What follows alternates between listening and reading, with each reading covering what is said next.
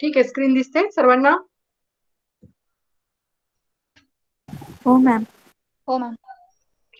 All right, आपण काल कुठे होतो? अनालिसिस पार्ट मध्ये. त्याच्यामध्ये आपण magnesium, zinc, boric acid, calcium, iron या इनऑर्गॅनिक आयन्सचं पेस्ट पावडर मध्ये कसं प्रमाण कॅल्क्युलेट करायचं ते आपण क्वांटिफिकेशन किंवा क्वांटिटेटिव्ह स्टडी काल डिटरमाइन केलाय. So these are the simple laboratory experiments we can carry out.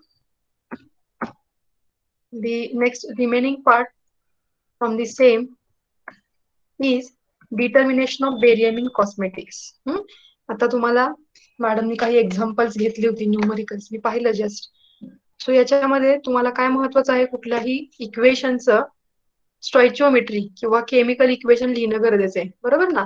आता तुम्ही SY पासून ग्रॅव्हिमेट्रिक एस्टिमेशन करत आलेला आहात.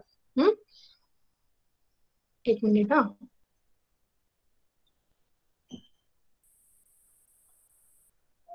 सो ग्रॅव्हिमेट्रिक एस्टिमेशन मध्ये तुम्हाला काय लागतं?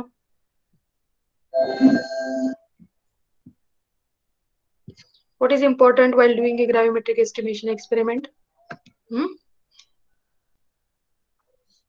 आता मॅडमनी काही न्यूमरिकल सॉल्व्ह करून घेतले ना,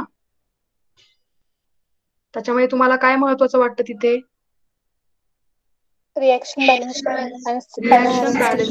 बरोबर, रिएक्शन बॅलन्सिंग ही अतिशय महत्वाची असते. म्हणजेच त्याची स्टॉइचिओमेट्री, म्हणजे किती रिएक्टंट घेतल्यानंतर त्याच्यापासून किती मोल्स ऑफ प्रॉडक्ट तयार होतात. That is very important factor and that we had seen in last lecture, बरोबर ना? हे जे काही सगळे कॅल्क्युलेशन आपण केले, हे कुठून आले relations? That is from the stoichiometric equation. आणि त्यामुळं जर ती इक्वेशन्स तुम्हाला समजली, आपण काल इथे बोरिक ऍसिडचं घेतलं एक्झाम्पल, झिंकचं घेतलंय, कॅल्शियम घेतलंय, मॅग्नेशियम घेतलंय. सो याच्यासाठी इक्वेशन्स ही महत्वाची आहेत. सेम आपण जेव्हा आता बेरियम, म्हणजे आता मॅडमनी मला वाटतं ग्रॅव्हिमेट्रिकच एक्सप्लेन केलाय, त्याचाच हा पार्ट आहे, determination of barium in cosmetics. बऱ्याच कॉस्मेटिक्स मध्ये बेरियम हा वापरला जातो, तर तो का वापरला जातो, व्हॉट इज इट्स रोल, हे तुम्ही शोधायचंय थोडंसं. आपण डायरेक्ट अनालिसिस घेतोय, कुठलंही अनालिसिस स्टार्ट करण्यापूर्वी. म्हणजे आता आपण फेस पावडर मध्ये मॅग्नेशियमचं कंटेंट फाइंड आउट केलं किंवा झिंकचं कंटेंट फाइंड आउट केलं, but what is the role of that magnesium in that particular formulation, और what is the role of barium in cosmetics, ह्याच्या नोट्स तुम्हाला करायला लागतील. ते मी जास्त डिटेल मध्ये घेतलं नाही, मी डायरेक्ट अनालिसिस पार्ट कडे आली. आले का लक्षात तुम्हाला? हे जे काही आपण कंटेंट घेतोय, अनालिसिस पार्ट, त्या प्रत्येकाचा रोल तुम्हाला माहिती असणं गरजेचं आहे. जसं हायड्रोजन पेरॉक्साइड हा अँटीऑक्सिडंट वापरतो, तसा बेरियम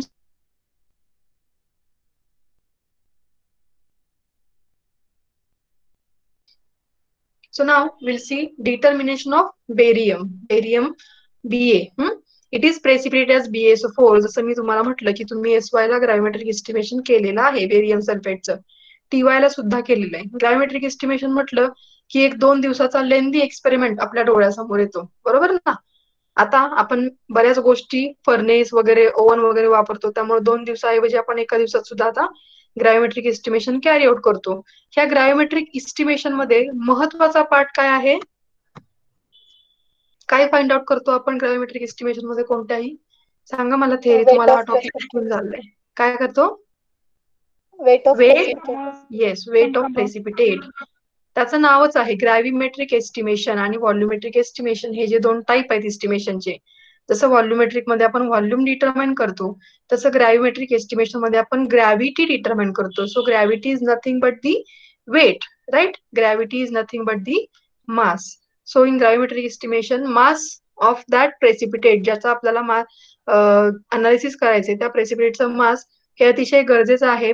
आणि हा एक्सपेरिमेंट करत असताना आपल्याकडून बऱ्याचशा मिस्टेक्स होत असतात, एरर्स होत असतात. त्या इलिमिनेट करून प्रेसिपिटेटचं वेट एक्झॅक्ट काढणं, या एक्सपेरिमेंटचं हे स्किल आहे ग्रॅव्हिमेट्रिक एस्टिमेशनचं. जरी दिसायला खूप सिम्पल असला, थोडा लेंदी असला, तरी प्रेसिपिटेटचं वेट बऱ्याच जणांचं चुकतं, आणि हा मेजर एक्सपेरिमेंट आहे आपला इनऑर्गॅनिक मधला, त्याचे मार्क कमी पडतात मग परीक्षेमध्ये. तर याच्यासाठी ग्रॅव्हिमेट्रिक एस्टिमेशन करायसाठी कोणकोणत्या स्टेप्स आहेत तुम्ही मला सांगू शकाल का? आता तुम्ही हे सगळं केलेलं आहे म्हणून मी विचारते, नथिंग इज न्यू. आपण बेरियम सल्फेटचं इस्टिमेशन ग्रॅव्हिमेट्रिकनीच फाइंड आउट करणार आहे, किंवा सल्फेटचं इस्टिमेशन सुद्धा आपण ग्रॅव्हिमेट्रिकनीच फाइंड आउट करणार आहे. जर तुम्ही हा टॉपिक शिकलाय तर तुम्ही मला सांगा, what are the different steps while transferring as a BaSO4. जेव्हा आपण बेरियमचं कन्व्हर्जन बेरियम सल्फेटला करणार आहे, काय करतो आपण? कुठल्या मेन स्टेप्स आहेत सांगू शकाल कुणी? Washing of precipitate. Direct washing of precipitate. Sample. तुम्हाला थोडक्यात जर सांगितलं तुम्ही फ्लो चार्ट काढा, एक फ्लो डायग्राम काढा आणि ज्याच्यामध्ये बेरियमचं ग्रॅव्हिमेट्रिक एस्टिमेशन एक्सप्लेन करा. So from where will you start? You will start with the you will start with the Filtration of precipitate. no. Preparation of sample. Yes. तुम्ही पहिल्यांदा preparation of sample करता की नाही? तुम्हाला काहीतरी स्टॉक सोल्युशन प्रोव्हाइड केलेलं असतं, बरोबर की नाही, बेरियम क्लोराईडचं. आणि त्या बेरियम क्लोराईड मधून तुम्ही बेरियम सल्फेट फाइंड आउट करत असता. ऍक्च्युली बेरियम क्लोराईडचं कन्व्हर्जन बेरियम सल्फेटला करत असता. तेव्हा कोणकोणत्या स्टेप्स आहेत? तर तुम्ही प्रिपरेशन ऑफ सॅम्पल केलं, त्यानंतर डायल्युशन केलं सॅम्पलचं, त्यातून काही सॅम्पल 25 ml किंवा 50 ml तुम्ही पीपेड आउट करता, बरोबर ना? आणि मग त्याच्यामध्ये काय ऍड करता? काय ऍड करणार डेफिनेटली इथे? डिस्टिल वॉटर तर असेलच, प्लस कोणता रिएजंट आहे precipitating agent? H2S gas. Is it H2S gas? I don't think so. In gravimetry we use H2S gas.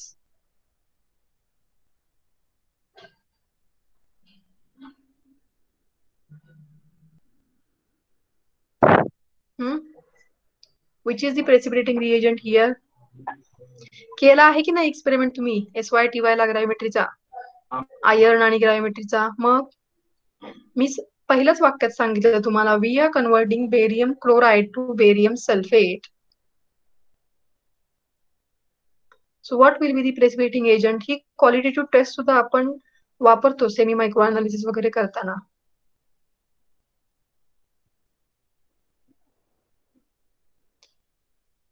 Okay, so you are lagging much more behind. तुम्ही फक्त syllabus पुरता अभ्यास करता असं दिसतंय याच्यातनं. ठीक आहे. H2SO4. Yes, it is H2SO4. Why to think on that? Simple आहे. बेरियम सल्फेट, बेरियम क्लोराईडचं कन्व्हर्जन जर बेरियम सल्फेट मध्ये करायचं असेल तर ग्रॅव्हिमेट्रिक एस्टिमेशनला आपण H2SO4 हाच प्रेसिपिटेटिंग एजंट वापरतो, किंवा सल्फामिक ऍसिड. सल्फामिक ऍसिड कदाचित तुम्ही वापरलं नसेल, मी इथे रिएक्शन दिली आहे सल्फामिक ऍसिडची, but generally we use H2SO4. Okay, so the basic principle of a gravimetric estimation of barium is precipitated as barium sulfate by using sulfuric acid. मी इथं दिलंय सुद्धा लिहून. or from the homogeneous solution using sulfamic acid. काय करतोय आपण इथं? आता आपण काय स्टॉक सोल्युशन म्हणजे काय, आपल्या लॅबमधलं सोल्युशन घेणार नाही बेरियम क्लोराईडचं. आपण काय घेणार आहे? कॉस्मेटिकचं सॅम्पल. मग ती क्रीम असेल किंवा पावडर असेल किंवा लोशन असेल किंवा एखादं हेअर प्रिपरेशन असेल, आणि त्याच्यामधला बेरियम तुम्हाला फाइंड आउट करायचे. What will you take? The cosmetic sample. ते डिझॉल्व्ह करून घ्याल एका पर्टिक्युलर सॉल्व्हंट आणि वॉटरमध्ये, आणि डिझॉल्व्ह केलेलं सॅम्पल जे आहे त्याच्यामध्ये बेरियम किती आहे तो कसा फाइंड आउट करणार? तर त्या सॅम्पलमध्ये directly you will add H2SO4. लगेच प्रेसिपिटेट तयार होतो. तुम्हाला जर बेरियम सल्फेटचं एस्टिमेशन आठवत असेल तर बघा, बेरियम सल्फेटचा precipitate within a few seconds तयार होतो, जसं तुम्ही H2SO4 हळूहळू ऍड कराल तसं. आणि ती प्रेसिपिटेट सेटल होण्यासाठी आपण मग थोडंसं त्याला डायजेशन कडे नेतो, बरोबर? So what are the different steps? Tell me. First झालं, तुम्ही आता सॅम्पल सोल्युशन घेतलं, त्याच्यामध्ये H2SO4 टाकलं, बेरियम सल्फेट तुमचा प्रेसिपिटेट झाला. Next what will you do, और what you do in lab? एकदा प्रेसिपिटेट फॉर्मेशन झालं की तुम्ही काय करता त्याला? Digestion. Filtration. Filtration. Filtration is done in a particular paper, Whatman paper. Why it is so? It is ashless when we ignite this. No, I am asking for barium sulfate. We are using Whatman filter paper number 41. And if we are doing the gravimetric estimation of iron as iron hydroxide, then we'll take Whatman filter paper number 1, not 41. So why this is different? दोन एस्टिमेशन्स करतो. एका एस्टिमेशनला Whatman filter paper 1 वापरतो, दुसऱ्या एस्टिमेशनला Whatman filter paper 41 वापरतो. हा difference कशामुळे? Why we are not using same filter paper for the two estimations? Difference in their particle size. Yes, difference in the particle size. कोणाचे particle size कमी आहे मग H2SO sorry BaSO4 का FeOH thrice? Ferric ऑक्साईडची म्हणजे आयर्नचं estimation करताना जी आपल्याला reddish कलरची precipitate मिळते ती आणि इथे बेरियम सल्फेटची प्रेसिपिटेट मिळते व्हाईट कलरची. या दोघांमध्ये पार्टिकल साईज कमी कुणाची असते सगळ्यात?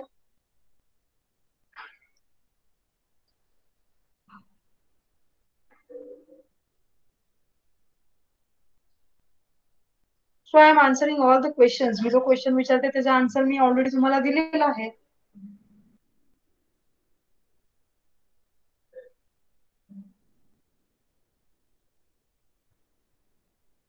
That means you do just practicals. Theory behind that practical is very important part. आता तुम्हाला ग्रॅव्हिमेट्री हा टॉपिक पूर्ण शिकवलेला आहे. मे बी SY ला सुद्धा आणि मे बी MSc फर्स्ट किंवा आता असेल माझ्या मते. तर ह्याची थेअरी जर तुम्हाला माहिती नसेल then how will you do calculations किंवा how will you do practical. That is very important thing. At the PG level you should know all the basic things regarding. आता ग्रॅव्हिमेट्रिक एस्टिमेशन हा 30 मार्काचा experiment आहे. त्याच्यावर oral जर तुमची 5 मार्काची घेतली तर काय उत्तर देणार तुम्ही सांगा मला? हे महत्वाचे पार्ट्स आहेत. हे डिफरन्स लक्षात आला पाहिजे. मे बी तुम्हाला सांगितलं असेल नसेल पर्टिक्युलर टीचरनी, but I tell you here. In case of barium sulfate, we use Whatman filter paper number 41 to filtrate that barium sulfate. While in FeOH thrice ferric hydroxide precipitate, we use filter paper number 1. And that difference, Afsana has told answer, it is correct. Because size of particle matters. But मग कोणत्या प्रेसिपिटेटची size लहान आहे? तर barium sulphate या प्रेसिपिटेटची size अतिशय लहान आहे. तुम्हाला डोळ्यांनी दिसते व्हाईट कलरची प्रेसिपिटेट. पण तुम्ही त्याची साईज वाढवण्याकरता काय करता? Ultimately you put it for the digestion for 45 minutes on the sand bath. बरोबर ना? नेक्स्ट प्रोसिजर काय करता? जेव्हा तुम्ही तुमची प्रेसिपिटेट फिल्टर करता, फिल्टर केल्यानंतर तुम्ही त्याला हॉट डिस्टिल वॉटरने वॉशिंग देता आणि वॉशिंग दिल्यानंतर ड्राईंग करता मेटॅलिक कोनवर. बरोबर? मेटॅलिक कोनवर ड्राय केल्यानंतर sorry I am wrong here. जेव्हा तुमची प्रेसिपिटेट तयार होते म्हणजे तुम्ही H2SO4 ऍड केला की सोल्युशन मध्ये तुम्हाला टर्बिडिटी दिसायला लागते. म्हणजे व्हाईट कलरची प्रेसिपिटेट तयार झालेली दिसते डोळ्यांनी. पण ती सेटल डाऊन करण्यासाठी तुम्ही आधी डायजेशन करता त्या प्रेसिपिटेटला 45 मिनिटसाठी सँड बाथवर. बरोबर? डायजेशन का करता? To increase the particle size of barium sulphate precipitate. का करता डायजेशन तुम्ही? What is the role of digestion in this process? Yes? To increase the size of precipitate. Particle To size increase the uniform size of precipitate. जसं तुम्हाला म्हटलं की barium सल्फेटची प्रेसिपिटेटची size ही अतिशय लहान आहे आणि याच्या रिव्हर्स फेरिक ऑक्साईडची प्रेसिपिटेट ही अतिशय जाड किंवा कशी आहे ती आपण दही म्हणतो ना कॉग्युलेटेड फॉर्म मध्ये, तशा प्रकारे ती रेडिश कलरची प्रेसिपिटेट मिळते जी नॉर्मल फिल्टर पेपर मधून म्हणजे वॉटमन फिल्टर पेपर 1 मधून इझिली फिल्टर होऊन जाते. म्हणजे त्यातून पाणी फक्त जातं. पार्टिकल त्याचे मोठे असल्यामुळं किंवा कॉग्युलेट झालेले असल्यामुळं एकमेकांशी बाइंड झालेले असल्यामुळं ते पार्टिकल मोठे आहेत आणि ते काही फिल्टर पेपर मधून पास होत नाहीत 1 मधून. पण जर 1 फिल्टर पेपर आपण बेरियम सल्फेटच्या प्रेसिपिटेटच्या फिल्ट्रेशनसाठी वापरला तर definitely the particles of barium sulfate precipitate will go through the filter paper also. असं का? कारण 1 फिल्टर पेपर ह्याची पोरस साईज जास्ती आहे आणि बेरियम सल्फेटच्या प्रेसिपिटेटची पार्टिकल साईज ही लहान आहे.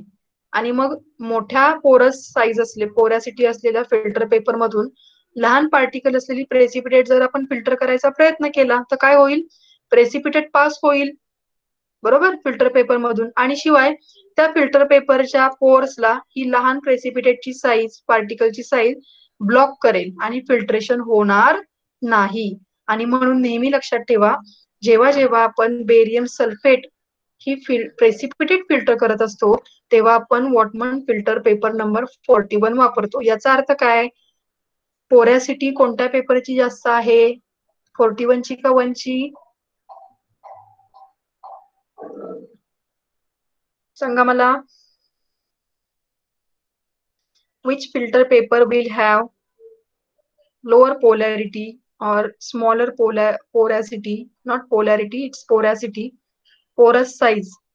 कोणत्या फिल्टर पेपरची लहान असेल आणि कोणत्या फिल्टर पेपरची मोठी असेल? 41 ची लहान आणि 1 ची जास्त मोठी. 1 ची मोठी, बरोबर? येते लक्षात. म्हणजे फिल्टर पेपर 1 असेल, त्याची पोरस साईज मोठी आहे, त्यामुळे त्यातून एखादी मोठी कुठलीही प्रेसिपिटेट इझिली पास आउट होऊ शकते. पण 41 हा पर्टिक्युलर बेरियम सल्फेटसाठी का वापरतो? कारण बेरियम सल्फेटच्या पार्टिकलची साईज किंवा प्रेसिपिटेटच्या पार्टिकलची साईज ही लहान आहे आणि त्याला तसलाच पेपर पाहिजे. मोठा पोरस साधा फिल्टर पेपर मधून तर barium sulphate easily pass out होतो, आपण जो लॅबमध्ये वापरतो साधा फिल्टर पेपर. म्हणून आपण पर्टिक्युलरली या फिल्ट्रेशनसाठी वॉटमन 41 वापरतो. Because as number increases, Whatman filter पेपरचा नंबर वाढला की पोरॅसिटी वाढते का कमी होते माहितीये? वाढते का कमी होते?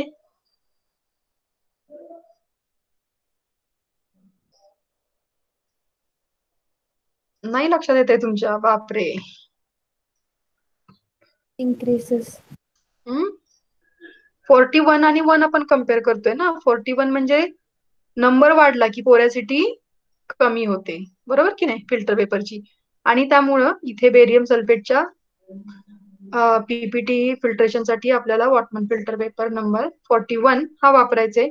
त्यानंतर नेक्स्ट स्टेज, जेव्हा तुमची प्रेसिपिटेट डायजेस्ट होते म्हणजे आपण काय करतो, तर फिल्टर पेपर मधून ती प्रेसिपिटेट पास होतीये म्हणून आपण त्याला डायजेशनसाठी ठेवतो, म्हणजेच हिटिंगसाठी ठेवतो सेम प्रेसिपिटेट, की जेणेकरून काय होते, ती सेटल डाऊन होते खाली 1-पाऊण तासामध्ये. आणि मग फिल्ट्रेशन वरचं सुपरनट अँड क्लिअर लिक्विड आहे ते आपण ओतून देतो आणि खालची प्रेसिपिटेट फक्त डायरेक्टली फिल्टर पेपर मधून फिल्टर करतो.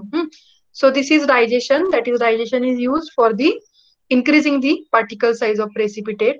And after that, when we filter it, washing step is again important. Washing step मध्ये प्रेसिपिटेटचा लॉस होऊ नये याची आपण काळजी घेतोच, पण आपण तिथे हॉट डिस्टिल वॉटरने वॉशिंग देतो. असं का करतो? नाही वॉशिंग दिलं तर काय होईल सांगा मला? To remove contaminants. Hmm? Remove contaminants.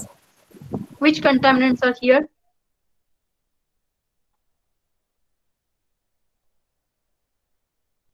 Okay, take an example of barium chloride. तुम्ही स्टॉक सोल्युशन बेरियम क्लोराइडचे घेतले असं लक्षात घ्या. इथं आता आपण कॉस्मेटिक फॉर्म्युलेशन नाहीये. तुम्ही जो लॅबमध्ये एक्सपेरिमेंट केला ऍक्च्युअली कॅरी आउट, तो आपण लक्षात घेऊया. तुम्ही बेरियम क्लोराइडचं स्टॉक सोल्युशन घेतलेलं आहे. म्हणजे काय, त्या सोल्युशन मध्ये बेरियम आयन आहेत आणि क्लोरीन आयन आहेत, बरोबर ना? त्यानंतर तुम्ही त्या सोल्युशन मध्ये H2SO4 ऍड करता, सल्फेट आणि H+ आयन ऍड करता. ओके, प्रेसिपिटेट कशाची तयार झाली? बेरियम सल्फेटची. बेरियम क्लोराइडचं कन्व्हर्जन H2SO4 ने बेरियम सल्फेट मध्ये केलं. प्लस आता त्या आयन स्टॉक सोल्युशन, सॉरी, तुमची जी रिॲक्शन झाली आहे त्याच्यामध्ये काय शिल्लक राहिले? H+ शिल्लक राहिले आणि Cl- शिल्लक राहिले. किंवा जर तुम्ही H2SO4 एक्सेस मध्ये ऍड केला असेल तर सल्फेट आयन सुद्धा एक्सेस मध्ये तिथे शिल्लक आहेत. आणि म्हणून आपण काय करतो, त्या प्रेसिपिटेटला वॉश करतो. त्या वॉशिंगमुळे काय होतं, हॉट डिस्टिल वॉटरनी का वॉशिंग देतो, तर हॉट डिस्टिल वॉटर मध्ये chlorides are easily soluble, hot distil water मध्ये सल्फेट्स आर इझिली सोल्युबल. आणि तुम्ही काय करता पहा, इथे वॉशिंग दिल्यानंतर वरून जे फिल्ट्रेट पडतंय खाली, फिल्टर केल्यानंतर प्रेसिपिटेट वर राहते आणि खाली जे फिल्ट्रेट गोळा करतात टेस्ट ट्यूब मध्ये, त्यात तुम्ही 1-2 रिएजंट टाकता आणि व्हाईट प्रेसिपिटेट येते का बघता. कोणते तो 2 रिएजंट आठवते का बघा? Yes, it is barium nitrate and silver nitrate, बरोबर ना? हे 2 रिएजंट कशासाठी वापरता तुम्ही? To either that filtrate contain chloride और सल्फेट. जसं मी तुम्हाला सांगितलं, आपलं स्टॉक सोल्युशन बेरियम क्लोराइडचं आहे, म्हणजे ही जी काही रिॲक्शन तुम्ही कॅरी आउट केलं त्या बेरियम सल्फेटच्या प्रेसिपिटेट बरोबर त्या बीकर मध्ये सल्फेट आयन्स आहेत आणि क्लोराइड आयन्स आहेत. ते एक्सेस ऑफ सल्फेट आयन आणि आधीचे असलेले क्लोराइड आयन यांना बाहेर फेकण्यासाठी आपण प्रेसिपिटेटला हॉट वॉटरने वॉशिंग देतो. आणि त्यामुळे जेव्हा फिल्ट्रेट तुम्ही एका टेस्ट ट्यूब मध्ये कलेक्ट करता, त्या फिल्ट्रेटमध्ये क्लोरीन पण आहे आणि सल्फेट पण आहे. मग क्लोरीनला फाइंड आउट कसं करता, तर बाय ऍडिंग AgNO3 रिएजंट टाकलं त्या फिल्ट्रेटमध्ये तर AgCl ची व्हाईट प्रेसिपिटेट मिळते, बरोबर? मग प्रेसिपिटेट मिळते याचा अर्थ काय, तर आपल्या फिल्टर पेपरवर अजून क्लोरीन शिल्लक आहे, फिल्टर पेपरवर असलेल्या पीपीटी मध्ये क्लोरीन शिल्लक आहे, म्हणजे वॉशिंगची गरज आहे. आणि जर सल्फेट प्रेझेंट असेल तर बेरियम नायट्रेट टाकता. बेरियम नायट्रेट बेरियम सल्फेटला बेरियम नायट्रेट हा एक्सेस ऑफ सल्फेटला बेरियम सल्फेट म्हणून प्रेसिपिटेट दाखवतो, व्हाईट, बरोबर ना. आणि म्हणून आपण वॉशिंग देतो. So role of distil water here is to wash out excess of sulphate ions and chloride ions from the precipitate. का? कारण आपल्याला फक्त आणि फक्त इथं प्रेसिपिटेट बेरियम सल्फेटचं वजन पाहिजे. आपल्याला एक्सेस सल्फेटचं वजन नकोय, आपल्याला क्लोराइडचं वजन नकोय, बरोबर. And that's why every step in the gravimetric estimation is very very important. येते का लक्षात तुमच्या? आपण एवढ्या लेंदी वेने gravimetric estimation. Okay, is it clear now? Yes ma'am. जर बघा तुम्हाला कदाचित SY ला किंवा MSc ला समजलं नसेल तर आता समजेल माझ्या मते. हा एक्सपेरिमेंट थोडाफार तरी, जरी आपण लॅबमध्ये करत नसलो तरी तुम्ही केलेला आहे, त्याच्या अंदाजे मी तुम्हाला या स्टेप्स सांगतेय. सो वॉशिंग केलं, next step will be drying of precipitate on the metallic cone and then ignite at 900 to 1000 degree Celsius. Higher टेम्परेचरला फर्नेस मध्ये शेवटी आपण ती प्रेसिपिटेट काय करतो? इग्नाइट करतो. आणि आपल्याला प्युअर वेट कशाचं मिळतं मग फायनली? बेरियम सल्फेटचं. त्याच्यामध्ये एक्सेस ऑफ वॉटर असेल ते निघून जातं, किंवा दुसरे कुठले आयन्स असतील एक्सेस. आपण ऑलरेडी क्लोराइड आणि सल्फेट वॉश आउट करून टाकतोच, पण ते सोडून जर अजून काही इम्प्युरिटीज असतील, सॉलिड इम्प्युरिटीज, तर त्या इग्नाइट केल्यानंतर जळून जातात. And barium sulphate precipitate is highly stable, म्हणून तर आपण त्याला 1000 डिग्री सेल्सिअस पर्यंत हीट करू शकतोय ना. So it is highly stable, याचं पुढे डिकम्पोजिशन होत नाही, म्हणून त्याला आपण जवळजवळ अर्धा तास इग्नाइट करतो. And finally after cooling we take the weight of barium sulphate, बरोबर. म्हणजे वेट कशाचं फाइंड आउट करणार आहे आपण? जर बेरियम क्लोराइडचं सोल्युशन घेतलं असेल तर बेरियम सल्फेटचं वेट करतो. आता इथे लक्षात घ्या, आपण हे सगळं का करतोय, म्हणजे लॅब मधला एक्सपेरिमेंटच लक्षात घ्या. बेरियम क्लोराइड हे वॉटर सोल्युबल आहे, बेरियम सल्फेट हे वॉटर सोल्युबल नाही, बरोबर. आणि म्हणून आपण ह्या ग्रॅव्हिमेट्रिक एस्टिमेशन मध्ये कन्वर्ट करतोय. डायरेक्ट बेरियम क्लोराइडचं कन्वर्जन आपण इनसोल्युबल बेरियम सल्फेट मध्ये करतोय, की डायरेक्ट आपण बेरियम सल्फेटचं वजन घेतलं की त्याच्यावरून प्युअर बेरियमचं पण वजन मिळेल सेपरेटली, किंवा प्युअर सल्फेटचं सुद्धा वजन मिळेल. Okay, so this is how generally gravimetric estimation in laboratory is carried out, and the same technique of gravimetric estimation is used in cosmetic or other industries also. म्हणजे आपल्याला जर बेरियमचं एस्टिमेशन करायचं असेल cosmetic product मधलं, तर या सगळ्या same स्टेप्सनीच आपण एस्टिमेशन करतो. Okay, so this is the procedure. We are using here sulphuric acid as a precipitating agent. आता जी काही मी प्रोसिजर सांगितली तीच सेम प्रोसिजर, फक्त क्वांटिफिकेशन आहे इथे. So first we'll take 0.2 to 0.25 gram of sample of here face powder. I have written here face powder. You can take any cosmetic formulation, either face powder, either creams, lotions or hair preparation. ज्याच्यामध्ये barium आहे असं असलेलं sample तुम्ही इतकं weight करून घ्या beaker मध्ये. Add to it 5 ml concentrated HCl and 5 ml of distilled water. Heat to boil. त्यानंतर add slightly excess of hot 0.5 normal H2SO4. Now this is important. We are using excess of H2SO4, that is precipitating agent. काही हरकत नाही, access जरी वापरला तरी sulphate आपण access झालेले remove करू शकतो by simply washing that precipitate. Okay, जेव्हा आपण H2SO4 ऍड करू तेव्हा definitely there will be formation of white precipitate of barium sulphate. Then digest on sand bath until precipitation has settled. प्रेसिपिटेशनच्या पार्टिकलची साईज वाढून ती बऱ्यापैकी खाली सेटल होईल. या पद्धतीनं त्या प्रेसिपिटेटला डायजेस्ट करा. Filter precipitate through 41 and wash with hot distilled water. Okay, so same step just I have discussed here. And then finally drying and ignition of precipitate at 1000 degrees Celsius is done. And now the important step is calculation of percentage of barium. So calculation पार्टकडे आपण जाऊया, इथे जास्त focus करू. Okay, आपल्याला काय find out करायचंय? फक्त बेरियम करायचे. कशावरून करायचंय? तर तयार झालेल्या बेरियम सल्फेटच्या प्रेसिपिटेटच्या वजनावरून. सो स्टॉइचियोमेट्रिक इक्वेशन जर आपण पाहिलं, एका बेरियम सल्फेट पासून एकच बेरियम तयार होतो. Means 1 mole of barium sulphate is equivalent to 1 mole of barium. बरोबर? स्टॉइचियोमेट्रिक इक्वेशन बरोबर आहे ना? येस. हो ma'am. That means 1 mole means how much? 1 mole means त्याचं असलेलं पूर्ण वजन. So 1 mole of barium sulfate means here 233.42 gram of barium sulfate. हे आपण वजन कसं काढतो? atomic weight ची कॉम्बिनेशन करून बेरियमचं वजन, सल्फेटचं वजन आणि 4 ऑक्सिजनचं वजन. हे सगळ्यांचं वजन आपण atomic weight एकत्र केलं की मोलिक्युलर वेट आपल्याला किती मिळतं? 233.42 ग्रॅम. हे 233.42 ग्रॅम बेरियम सल्फेटचं वजन means it is 1 mole of barium sulfate. Okay, so don't confuse here. 1 mole means 233 gram of barium sulfate, and it gives or it is equivalent to 1 mole of barium.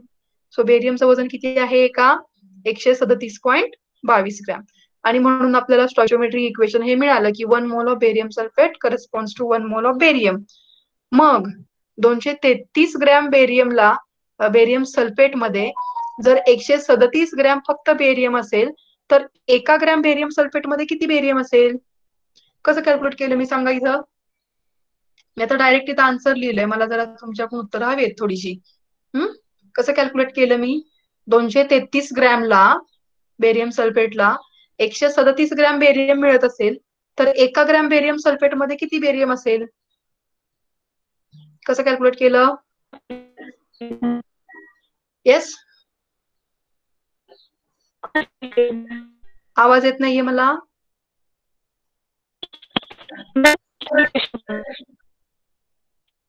आवाज येत नाही, network problem.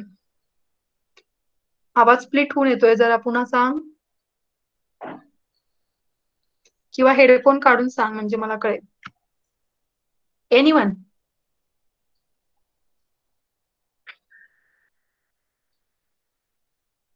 137 divided by 233. Yes, it is simple. आपण mathematical relation मांडलंय की 233 ला 137 तर एकाला किती. Okay, खूप वेळ लागतोय तुम्हाला आन्सर करायला बरं का. मला that is not satisfactory actually. 233 gram barium sulphate मध्ये जर 137 बेरियम असेल तर 1 ग्रॅम मध्ये किती असेल? तर तिरकस गुणाकार केला, 1 गुणिले 137, 233 means 137 divided by 233.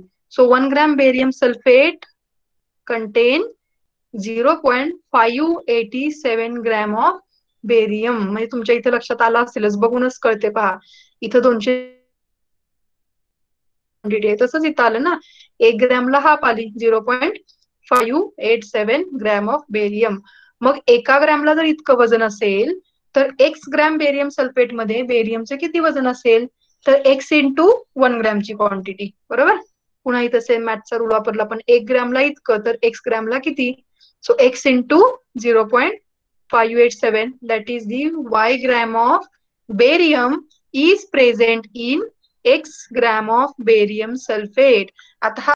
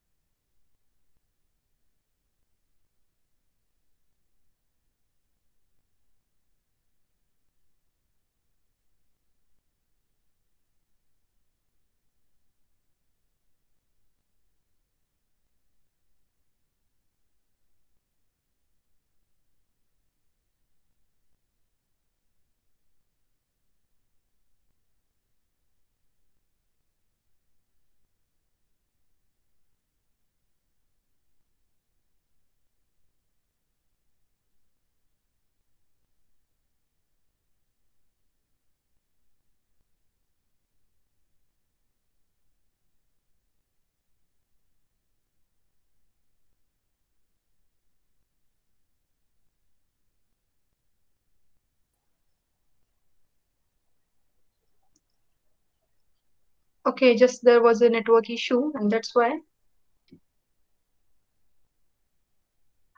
it stopped working.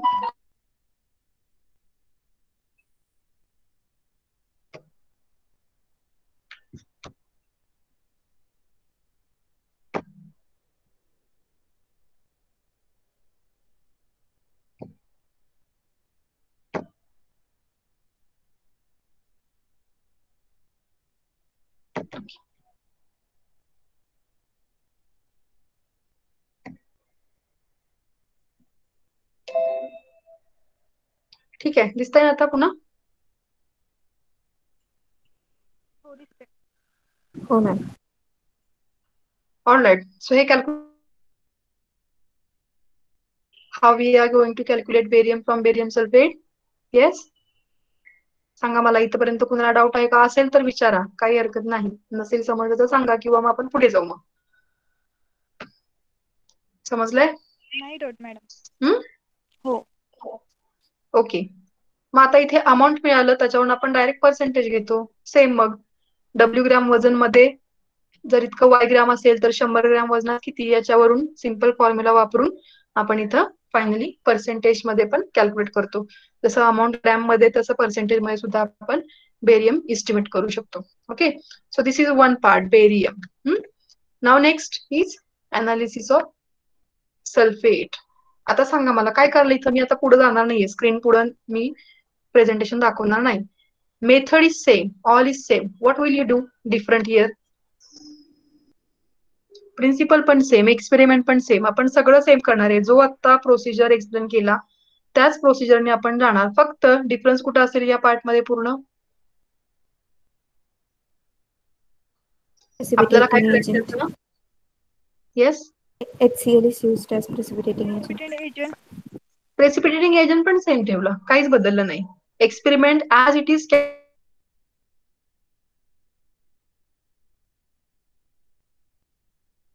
आपण आधी बेरियमचं हे केलेले एस्टिमेशन केले, आता आपण सल्फेटचं एस्टिमेशन करतोय by obtaining barium sulphate precipitate. मग डिफरन्स कुठं असला पाहिजे? Come to this slide. सांगा.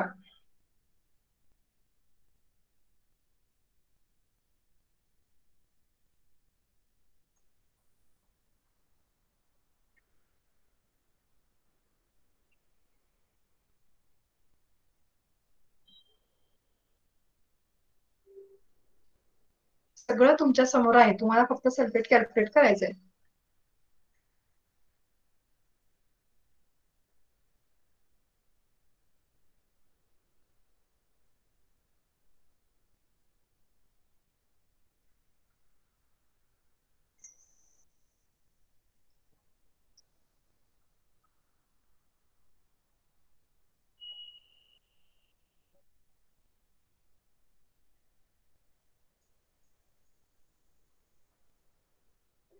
बोला पटकन. BaSO4 is equivalent to sulfur, असं इक्वेशन येणार ना? येस, बरोबर. काय एवढा विचार करायची गोष्ट आहे? काय सांगितलं मी की we are doing same experiment, same precipitate तयार करतोय, म्हणून तर एका पाठोपाठ एक स्लाइड घेतलेत ना. बेरियम सल्फेट मधून आपण आता बेरियम फाइंड आउट केला कॉस्मेटिक मध्ये, तसा कॉस्मेटिक्स मध्ये सल्फेट पण सल्फेटचं. मग काय करणार? दुसरी कुठली मेथडच नाहीये. सल्फेटला पण काढायला आपल्याला ग्रॅव्हिमेट्रिक एस्टिमेशनच करायला लागणार. अल्टिमेटली आपल्याला बेरियम सल्फेटचीच प्रेसिपिटेट तयार करायला लागणार. फक्त यातनं आपल्याला कॅल्क्युलेट काय करायचंय? आता बेरियम केला, आता काय करायचंय आपल्याला? We have to calculate sulfate. So here relation will be barium sulfate, 1 mole barium sulfate corresponds to 1 mole of sulfate, SO4 minus minus ions. That will be the only difference. Rest of the calculations and all is same. Only this weight will change. Barium च्या ऐवजी फक्त इथं सल्फेटचं वजन येईल, SO4 2 minus चं. आलं लक्षात काय करायचंय आपल्याला? हो मॅम. ना, कोणाचं सल्फेटचं अनालिसिस करतोय? सल्फेटचं अनालिसिस कोणावरून करतोय? तर बेरियम सल्फेट वरून. म्हणजे काय? एक्सपेरिमेंट तर सेम कॅरी आउट करतोय. There is nothing new in procedure. See, everything is same. Cream किंवा लोशनचं सॅम्पल घेतलं, त्यात HCl टाकलं, डिस्टिल वॉटर टाकलं, barium chloride excess of barium chloride टाकलं तिथे, फक्त इथं चेंज आहे, आपण बेरियम क्लोराईड टाकतो तिथे. And digest the precipitate of barium sulphate. बरोबर. फायनली जे काय वेट येईल इथे बेरियम सल्फेटचं ते आपण या पद्धतीने कॅल्क्युलेट करणार. म्हणजे कॅल्क्युलेशन मध्ये फक्त डिफरन्स आहे. आणि तू जसं मगाशी म्हटली 1 मोल corresponds to 1 mole of sulphate. So याचं वजन किती आहे 96.65. जर 1 मोलला 1 मोल इतकं वजन असेल तर 1 ग्रॅमला किती हे कॅल्क्युलेट केलं आणि त्याच्यावरून x cm क्यूब व्हॉल्यूमला किंवा x ग्रॅम ऑफ बेरियम सल्फेटला किती. So this is finally the answer. आणि तेच फक्त इथं पर्सेंटेज मध्ये काढलं. सेम फॉर्म्युला, फक्त ज्याचं इस्टिमेशन करायचंय त्याला आपण राईटला घेतलं, एवढंच. बघा काही डाऊट आहे का estimation of barium and estimation of सल्फेटला? No, ma'am. सो सिंपल तुम्हाला क्वेश्चन विचारला, व्हॉट आर क्रीम्स और what are lotions and how will you find or how will you determine barium from the given cosmetic sample? What you have to do there? You just write down the whole procedure for the estimation. म्हणजे थोडक्यात तुम्हाला gravimetric experiment हा जो आहे experiment तो पूर्ण तुम्हाला लिहून काढायचे. Along with its principle. काही रिॲक्शन्स असतील तर रिॲक्शन्स त्याच्यामध्ये. ओके. सो 10 मार्काचा हा क्वेश्चन असेल या पद्धतीनं. प्रिन्सिपल, त्याची रिॲक्शन आणि प्रोसिजर आणि फायनली कॅल्क्युलेशन. येते ना लक्षात? Yes, ma'am. All right. The next one that is very important again. Okay, hydrogen peroxide or hydrogen peroxide we say. Determination of hydrogen peroxide in cosmetics. So I have written here general cosmetic term, means here again there is any formulation starting from the either it will be a conditioner, shampoo, hair bleach, tooth whitening product. H2O2 hydrogen peroxide तुम्ही बऱ्याचदा ऐकलंही असेल. समजा आपल्याला खेळता खेळता लागलं, जखम झाली, काही झालं तर आपण आपल्याकडे मोस्ट ऑफ दी लोकांच्या घरी H2SO2 ची छोटीशी बॉटल असते, त्याने आपण ती जखम वॉश करतो लगेचच. का? कारण हा अँटी मायक्रोबियल एजंट म्हणून वापरतो. किंवा नेल्स आपले खराब झाले असतील, नख खराब झाले असतील, एक 5 किंवा 10 मिनिटं H2O2 चं लिक्विड करून गरम पाणी केलं आणि त्यात जर आपण हात किंवा पाय आपण थोडा वेळ सोक करत ठेवलं तर आपली असलेली स्किनची काय म्हणतो फंगस वगैरे असेल जर नखांच्या भोवती जमा झालं तर ते सगळं निघून जातं. that means H2O2 is used in cosmetics. वेगवेगळ्या कॉस्मेटिक्स मध्ये बऱ्याच ठिकाणी H2O2 हा एक अँटीमायक्रोबियल एजंट आणि ऑक्सिडायझिंग एजंट म्हणून यूज केला जातो. And therefore is determination part is important. Okay. So जसं मी इथं 2 ओळीत तुम्हाला दिलंय की याचा काय रोल आहे, याचे भरपूर ऍप्लिकेशन्स आहेत. So that can be again question. Write down the role of H2O2 in cosmetics असा सुद्धा क्वेश्चन शॉर्ट नोट साठी तुम्हाला विचारला जाऊ शकतो. त्यामुळे फक्त जेवढं स्लाइडवर आहे तेवढंच आपण अभ्यास न करता त्याचा थोडा अभ्यास सुद्धा केला पाहिजे. ओके. सो जसं इथं मी H2O2 चं सांगितलं तसंच तुम्हाला बेरियम, सल्फेट किंवा मॅग्नेशियम, झिंक या सगळ्यांचे रोल शॉर्ट नोट साठी थोडं थोडं तुम्ही त्याच्या नोट्स काढून ठेवायच्या आहेत. So that is the let's say assignment part. So we'll see how H2O2 is determined. So again, here we are going to perform an estimation, volumetric estimation, not gravimetric here. So hydrogen peroxide हा आपण volumetric estimation न find out करणार आहे. कसा ते बघूया. Principal काय आहे? Hydrogen peroxide oxidizes iodide to iodine. Generally hydrogen peroxide हा ऑक्सिडायझिंग एजंट म्हणूनच वापरतो आपण.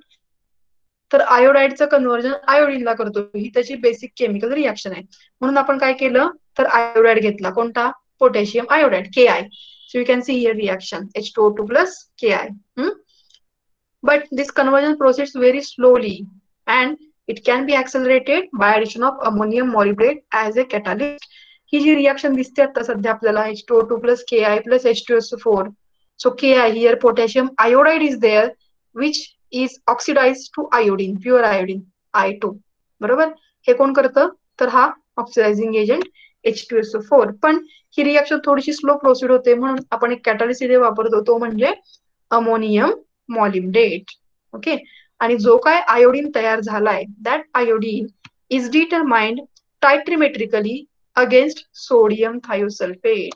So you can see in the next reaction here iodine plus sodium thiosulfate gives sodium iodide again. Back आयोडीनचा आपल्याला आयोडाईड मिळतो. बरोबर.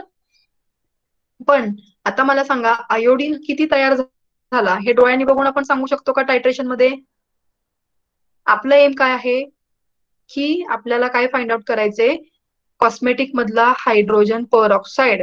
हायड्रोजन परऑक्साईड हा किती आहे या कॉस्मेटिक मध्ये डोळ्याने बघून कोणीही सांगू शकत नाही, पण तो एका रिएजंट बरोबर रिॲक्ट होऊन दुसरा त्याचा प्रॉडक्ट तयार करतो. त्या प्रॉडक्ट किती तयार झाला याच्यावरून त्या कॉस्मेटिक मध्ये रिॲक्टंट H2O2 किती होता हे मात्र डेफिनेटली काढू शकतो.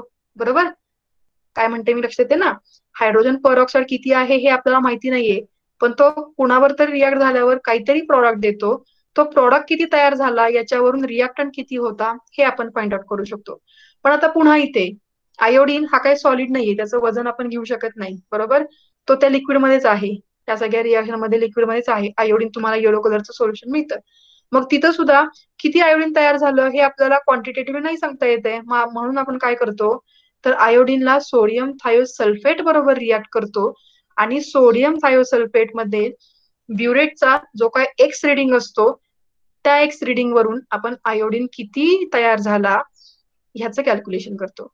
म्हणजे टायट्रीमेट्रिक इस्टिमेशननी आपण आयोडीनचं कॅल्क्युलेशन करतो by using volume of sodium thiosulphate.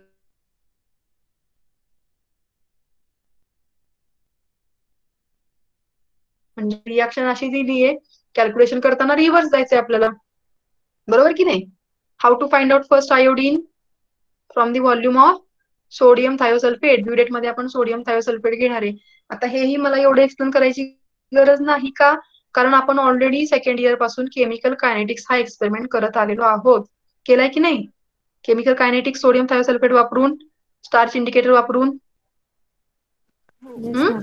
Reaction between potassium persulphate आणि पोटॅशियम आयोडाइड K2S2O8 आणि KI ही जी सेकंड ऑर्डर रिएक्शन आहे तुम्ही ऑलरेडी केली आहे. त्या रिएक्शनचा बेसिक काय, हेच की KI मधून आयोडीन तयार होतो. तयार झालेला आयोडीन आपण डोळ्यांनी बघून सांगू शकत नाही किंवा किती तयार झाला हे कळत नाही, म्हणून त्याला आपण काय करतो तर क्वांटिफाय करण्यासाठी त्याचं टायट्रेशन करतो सोडियम थायोसल्फेट बरोबर. सोडियम थायोसल्फेटचं जे ब्युरेट रिडिंग येईल त्या ब्युरेट रिडिंग वरून समजतं आयोडीन किती तयार झालाय, आणि आयोडीन किती तयार झालाय त्याच्यावरून समजतं की तो रिॲक्टंट किती होता. सो असं रिव्हर्स वेनी आपण कॅल्क्युलेशन करत जातो. So based on the same principle of kinetics this estimation is depends. Okay, so hydrogen peroxide oxidises iodide to iodine. आता इथं आपल्याला फक्त केमिकल कायनेटिक्स मध्ये दुसरा कुठला सॅम्पल नाही घेता, आपल्याला कॉस्मेटिक फॉर्म्युलेशन घ्यायचंय, त्यातला हायड्रोजन परऑक्साईड काढायचंय. सो त्याच्यामध्ये काय करायला लागेल, तुम्हाला त्यात KI टाकायला लागेल, H2SO4 टाकायला लागेल, कॅटालिस अमोनियम मॉलिब्डेट टाकायला लागेल, आणि मग ह्या रिॲक्शन कॅरी आउट करायला लागतील. बरोबर? आणि ही रिॲक्शन कॅरी आउट झाल्यानंतर जो काय आयोडीन तयार होईल तेव्हा फायनली तुम्हाला त्याचं टायट्रेशन स्टार्च इंडिकेटर वापरून करायला लागेल. So that will be the simple procedure. So जर तुम्हाला प्रिन्सिपल नीट कळालं तर प्रोसिजर लिहायला काही अवघड जाणार नाही. Okay, so that is my opinion actually. So here conversion proceeds very slowly and which is accelerated by addition of ammonium molybdate. Iodine formed is determined titrimetrically against sodium thiosulfate, and finally content of H2O2 is measured. So we'll see procedure. The reagents. रिएजन्स कसे तयार करायचे हे पण थोडक्यात तुम्हाला दिले. Potassium iodide KI चं solution लागणार आहे इथे आपल्याला घालाय. बरोबर की नाही? KI लागणार आहे, सल्फ्युरिक ऍसिड लागणार आहे, अमोनियम मॉलिब्डेट लागणार आहे. मग KI 1% कसा तयार केला, तर 1 ग्रॅम इन 100 ml. 1% म्हटलं की 100 मध्ये 1 ग्रॅम. बरोबर? या पद्धतीने KI तयार केलाय. आता मी ही प्रोसिजर पूर्ण दाखवत नाही तुम्हाला. ते काय म्हटलंय, yellow orange tint KI solution indicate some air oxidation. तुम्हाला माहितीये KI सोल्युशन हे कलरलेस सोल्युशन आहे, पण जर त्या सोल्युशनला थोडासा येलोइश कलर आला तर that is because of the formation of iodine. त्या KIचं ऑक्सिडेशन होऊन त्याचा आयोडीन तयार झाला असेल, आणि आयोडीनचा कलर आपल्याला माहितीये येलोइश ब्राऊन आहे. सो जर येलो सोल्युशन झालं असेल तर समजायचं त्या KI मध्ये आयोडीन सुद्धा तयार झालेला आहे. And that can be removed by adding simply sodium thiosulphate. बरोबर की नाही? कसं काय, कारण आयोडीन हा सोडियम थायोसल्फेट बरोबर रिॲक्ट होतोय ना, आणि पुन्हा आयोडाइडला कन्वर्ट करतो, सोडियम आयोडाइडला. म्हणून जरी आयोडीन तयार झाला तरी ते सोल्युशन आपण पुन्हा बॅक कलरलेस करू शकतो by adding just 1 to 2 drops of sodium thiosulphate. Then ammonium molybdate solution catalyst कसा केलाय, dissolve 9 gram ammonium molybdate in 10 ml of ammonium hydroxide and add some ammonium nitrate. Okay, sulfuric acid. So we directly use 98% sulfuric acid, starch indicator and sodium thiosulfate solution. आता 0.1 sodium thiosulfate solution कसं तयार करायचं, so that is the part of a calculation. again sodium thiosulfateचं weight माहिती असेल, तर 1 नॉर्मलला किती लागेल, त्याच्यावरून 0.1 नॉर्मलला किती लागेल हे तुम्ही इझिली कॅल्क्युलेट करू शकता. Then we'll move directly to the procedure. Weigh 0.1 gram and amount of H2O2 equivalent to titer of 30 ml. म्हणजे 1 ग्रॅम 0.1 मिलीग्रॅम जवळजवळ एखाद्या फॉर्म्युलेशन मध्ये असेल. असं फॉर्म्युलेशन तुम्ही वे करून घ्या. म्हणजे जवळजवळ 0.06 gram of hydrogen per oxide 30 ml sample मध्ये असतं, असा अंदाज आहे. आता हे कसं घेतो आपण, कुठल्याही कॉस्मेटिक फॉर्म्युलेशनच्या कव्हर वरती कंटेंट लिहिलेलं असतं की याच्यामध्ये किती हायड्रोजन पर ऑक्साईड आहे, किती ग्रॅम किती, त्याच्यावरून ते क्वांटिटी घ्यायची असते. ओके, कुठलंही जेव्हा तुम्हाला इथं टेक अ वेट म्हणले ना, तर वेइंग करताना आपण त्या बॉटलवर लिहिलेलं असतं की ह्या कॉम्पॅक्ट पावडर आहे तर याच्यामध्ये हायड्रोजन पर ऑक्साईड किती आहे, किंवा क्रीम आहे याच्यामध्ये हायड्रोजन पर ऑक्साईड पर ग्रॅम किती आहे ते लिहिलेलं असतं, आणि त्याच्यावरून हे अमाऊंट ठरवायचं असतं की आपल्याला इथं किती घ्यावं लागेल. All right. देन सॅम्पल घेतल्यानंतर add to it mineralise water, demineralise water, sulphuric acid and potassium iodide plus 2 drops of ammonium मॉलिब्डेट.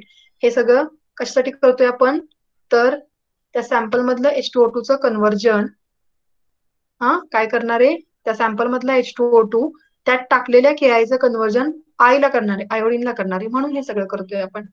बरोबर. अँड देन जो काय आयोडीन तयार होईल, it is titrated with 0.1 normal sodium thiosulfate to faint yellow color. Add 2 drops of indicator and continue titration till just blue color.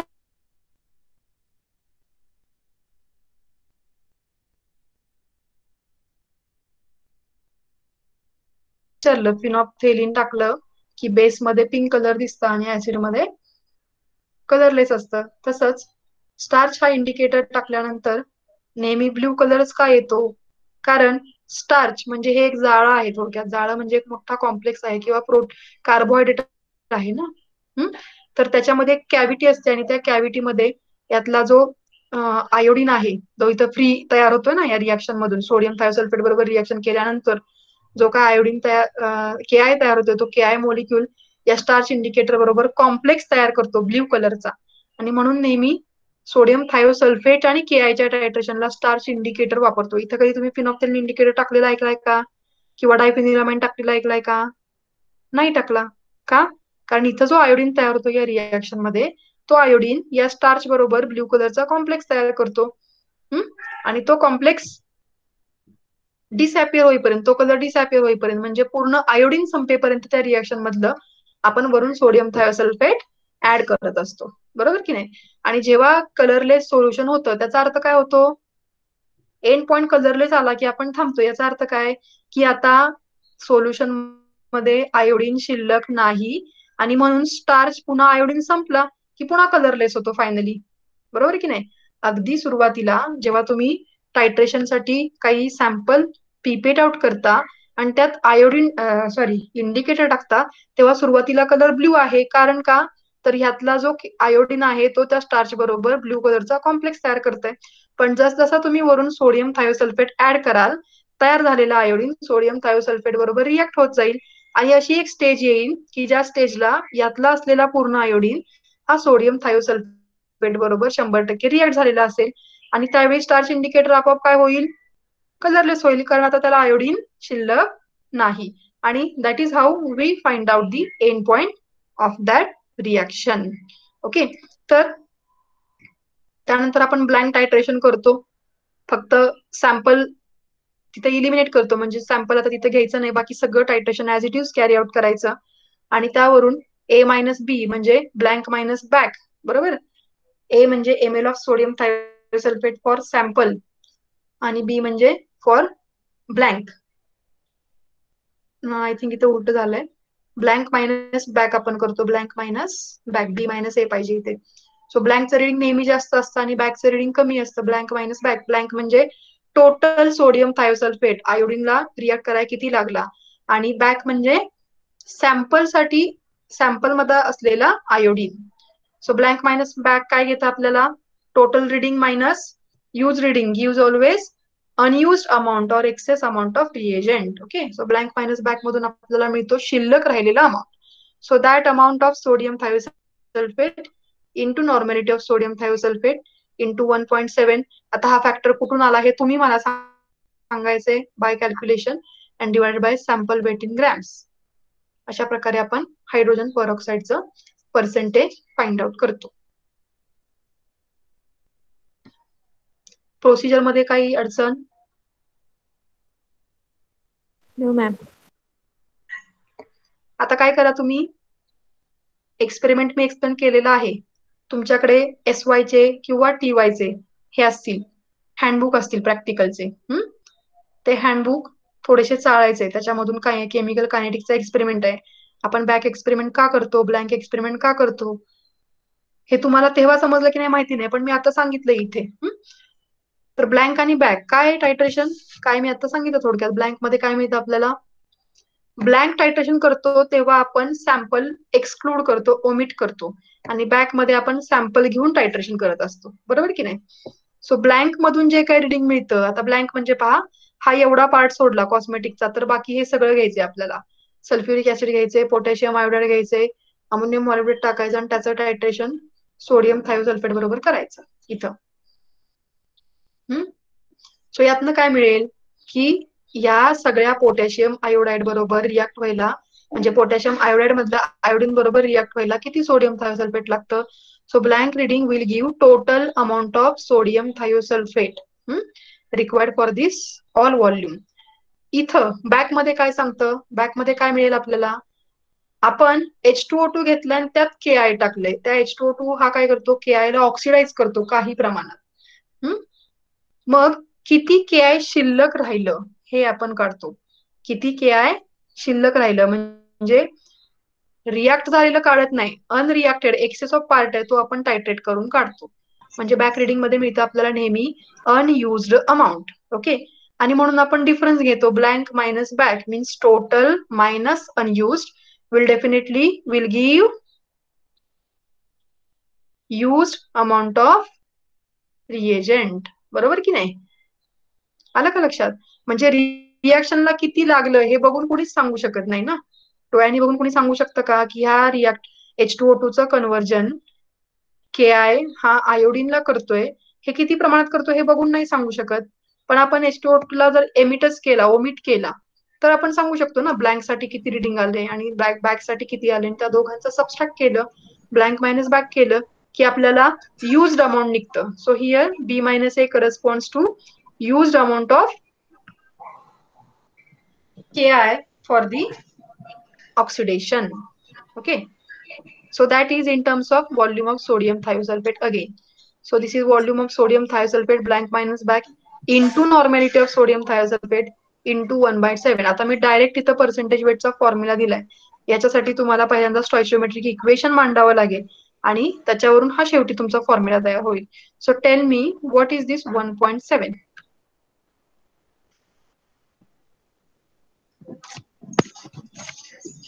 He home assignment म्हणून घ्या आणि हे calculation कुठून आलं हे मला फक्त तुम्ही सांगायचंय. आतापर्यंत आपण भरपूर सारे कॅल्क्युलेशन बघितले मागच्या पार्ट मध्ये. याप्रमाणे रिलेशन्स मांडायचे, कशावरून काय काढायचे हे मांडायचं, म्हणजे तुम्हाला समजेल की हे 1.7 जो फॅक्टर आहे तो एक्झॅक्टली कुठून आला. ओके,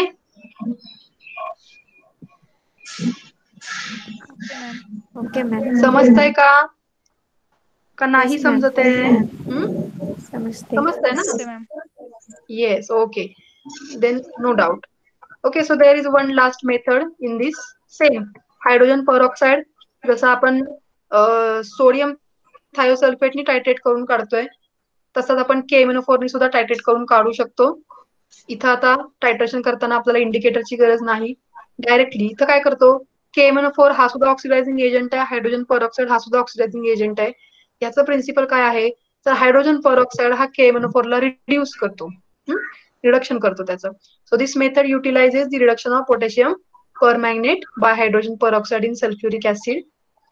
पण ही मेथड जनरली ऑक्सिडायझेबल मॅटर असेल, ऑक्सिडायझेबल कंपाऊंड असतील, ऑर्गॅनिक कंपाऊंड ते नसतील तरच ही करू शकतो. कारण का, KMnO4 हा सुद्धा ऑक्सिडायझिंग एजंट आहे, तो बाकीच्या ऑर्गॅनिक मॅटरचं सुद्धा ऑक्सिडेशन करू शकतो. म्हणून ही मेथड थोडीशी लिमिटेड आहे as compare to first one. आता जी आपण पाहिली त्याच्यापेक्षा याला थोडे लिमिटेशन्स आहेत. सो काय केलंय, टू अॅक्युरेटली वेळ hydrogen peroxide solution hydrogen peroxide solution म्हणजे इथं सॅम्पलचं सोल्युशन असेल कॉस्मेटिक फॉर्म्युलेशनचं. त्याच्यामध्ये वॉटर घेतलं, सल्फ्युरिक ऍसिड घेतलं, heat it to about 40 degrees Celsius and directly titrate with 0.1 normal KMnO4. End point will be colorless to faint pink. आता KMnO4 हा काय आहे, स्वतः इंडिकेटर म्हणून काम करणार आहे. सुरुवातीला कलरलेस आहे, तेव्हा त्याची ऑक्सिडेशन स्टेट वेगळी असेल. जेव्हा पूर्ण रिएक्शन होईल तेव्हा त्याची ऑक्सिडेशन स्टेट ही बदलेल आणि त्यामुळे आपल्याला असा कलर चेंज दिसेल. So formula is again same. Instead of sodium thiosulphate we are using here KMnO4. मग टायट्रेशनचं रिडिंग किती आलं KMnO4चं, ते रिडिंग म्हणजे ml of KMnO4 into normality of KMnO4 into 1/7 divided by sample weight in gram. By using this formula we can calculate percentage weight of hydrogen peroxide in that formulation. Okay, so these are two methods which are used to calculate hydrogen peroxide in cosmetics. You can use any one method. All right.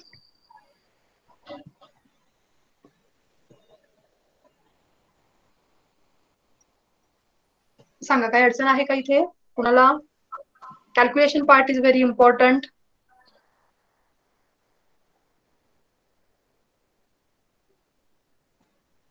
आहे अडचण का नाहीये? No, ma'am. मला आता notes हव्यात तुमच्याकडून. कशा? मी काल सांगितलेलं आहे तुम्हाला. आता बोलता बोलता प्रत्येक पॉइंटला तुम्हाला हे केलं, हायलाइट केलं की तुम्हाला कुठल्या कुठल्या पॉइंटच्या सेल्फ नोट्स काढायला लागतील. बरोबर. What is the role of hydrogen peroxide in cosmetics? What is the role of barium in cosmetics? What is the role of sulphate? म्हणजे या प्रत्येकाचा रोल त्याच्या शॉर्ट नोट्स या स्वरूपात तुम्ही त्याच्या नोट्स काढा होम असाइनमेंट म्हणून आणि मला आता दाखवा. ठीक आहे. I think there is a third lecture and sir has entered the classroom. So with your permission, should I leave now? Yes, ma'am. Good day ahead. Thank you, ma'am. Thank you, ma'am.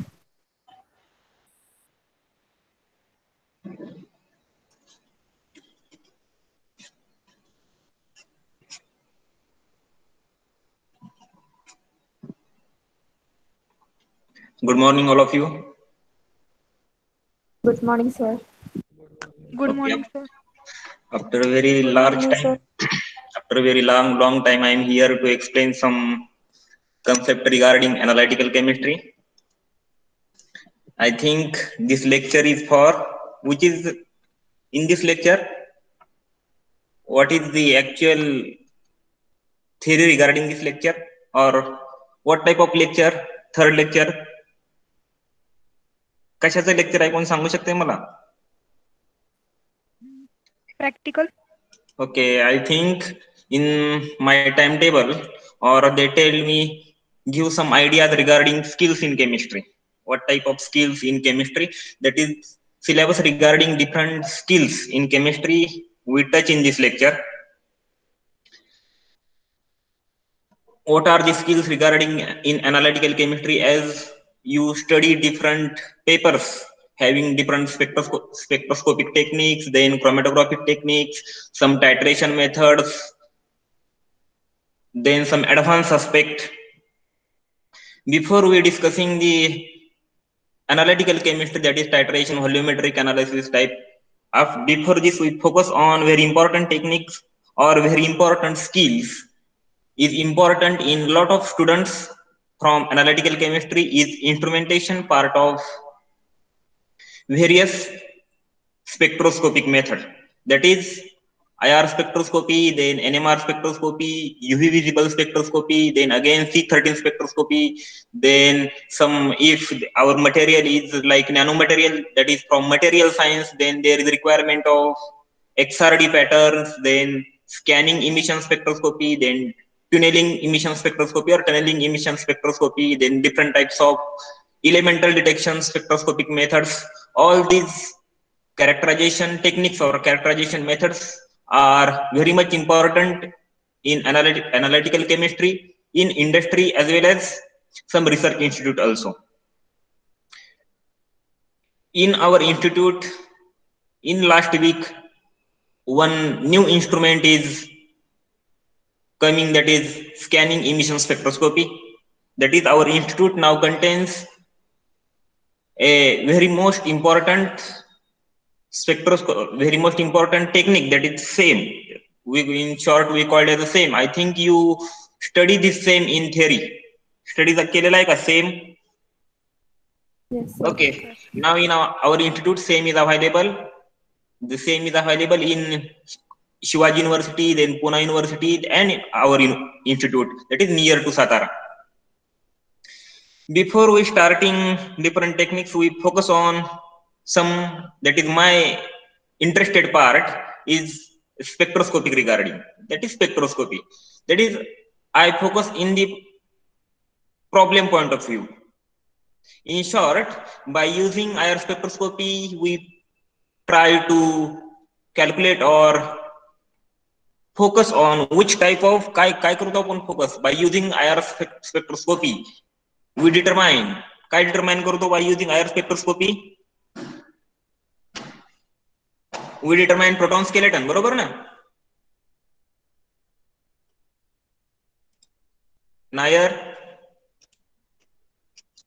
Yes, sir. Okay, by using IR spectroscopy, we find out how many numbers of protons are available. Correct na? Yes, sir. Yes, sir. Okay, Anand Sutar, correct na? Anand Sutar. Here is only 13 students. That is all students I know very much or very well.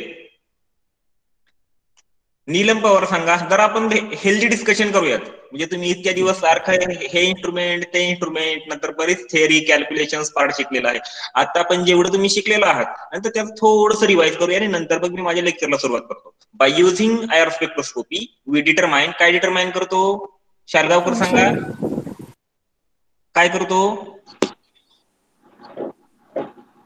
Proton skeleton बरोबर ना Nair, it is not correct. Functional group, sir. Okay, very good. By using IR spectroscopy, we find out which functional group or which unknown functional group present in a analyte sample. Then by using NMR spectroscopy or in IR spectroscopy, can you tell what type of sources used for IR radiations? These are very much important. What type of IR sources? I think theory is completed. Theory झालेली आहे ना याची. I think all of you have idea about instrumentation of IR. IR चं instrumentation part झाला का? गुजर? IR चा आपला instrumentation part झालेला आहे का? Yes, sir. Okay. If instrumentation part is done, then what type of sources used for emission of IR radiations? Sagar Aldar बऱ्याच दिवसातून दिसताय तुम्ही म्हणजे आपली गाठ पहिल्यांदाच पडली असेल क्लासरूमला. What type of IR sources? Or which IR sources we use in emission of IR radiations? कोण सांगते मला? मांडके सांगा Mandke. Tungsten lamp. Okay. I think this answer is from Sajid Bagwan. बरोबर ना? कोणी दिला आन्सर? हो सर. ओके. अजून कोणाचं काही वेगळं आन्सर आहे का? बोला रे मी काय करत नाही तुम्ही कुठे तुमच्या घरी आहात मी इथे आहे रागवलो तरी काय कळणार पण नाही तुम्हाला. Minal Patil सांगा जरा what type of IR sources or IR emission radiation sources? Minal Patil नाव घेतलं की पटकन म्यूट करायचं. कुठले सोर्स वापरतो आपण? सांगा. हा पाटील बोला येतोय मला आवाज.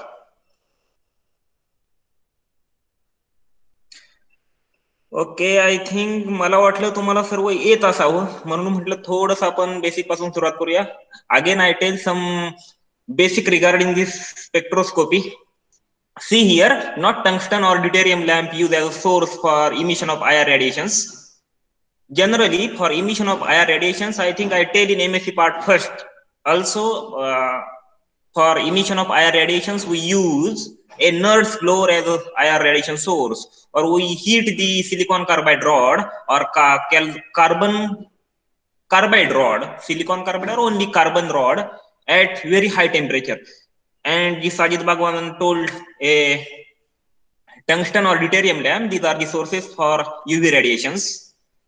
Then I think in hyphenated techniques, you study a new GCMS, that is gas chromatography, then mass spectroscopy. Can you tell what is the most important application for mass spectroscopy in determining the unknown organic samples?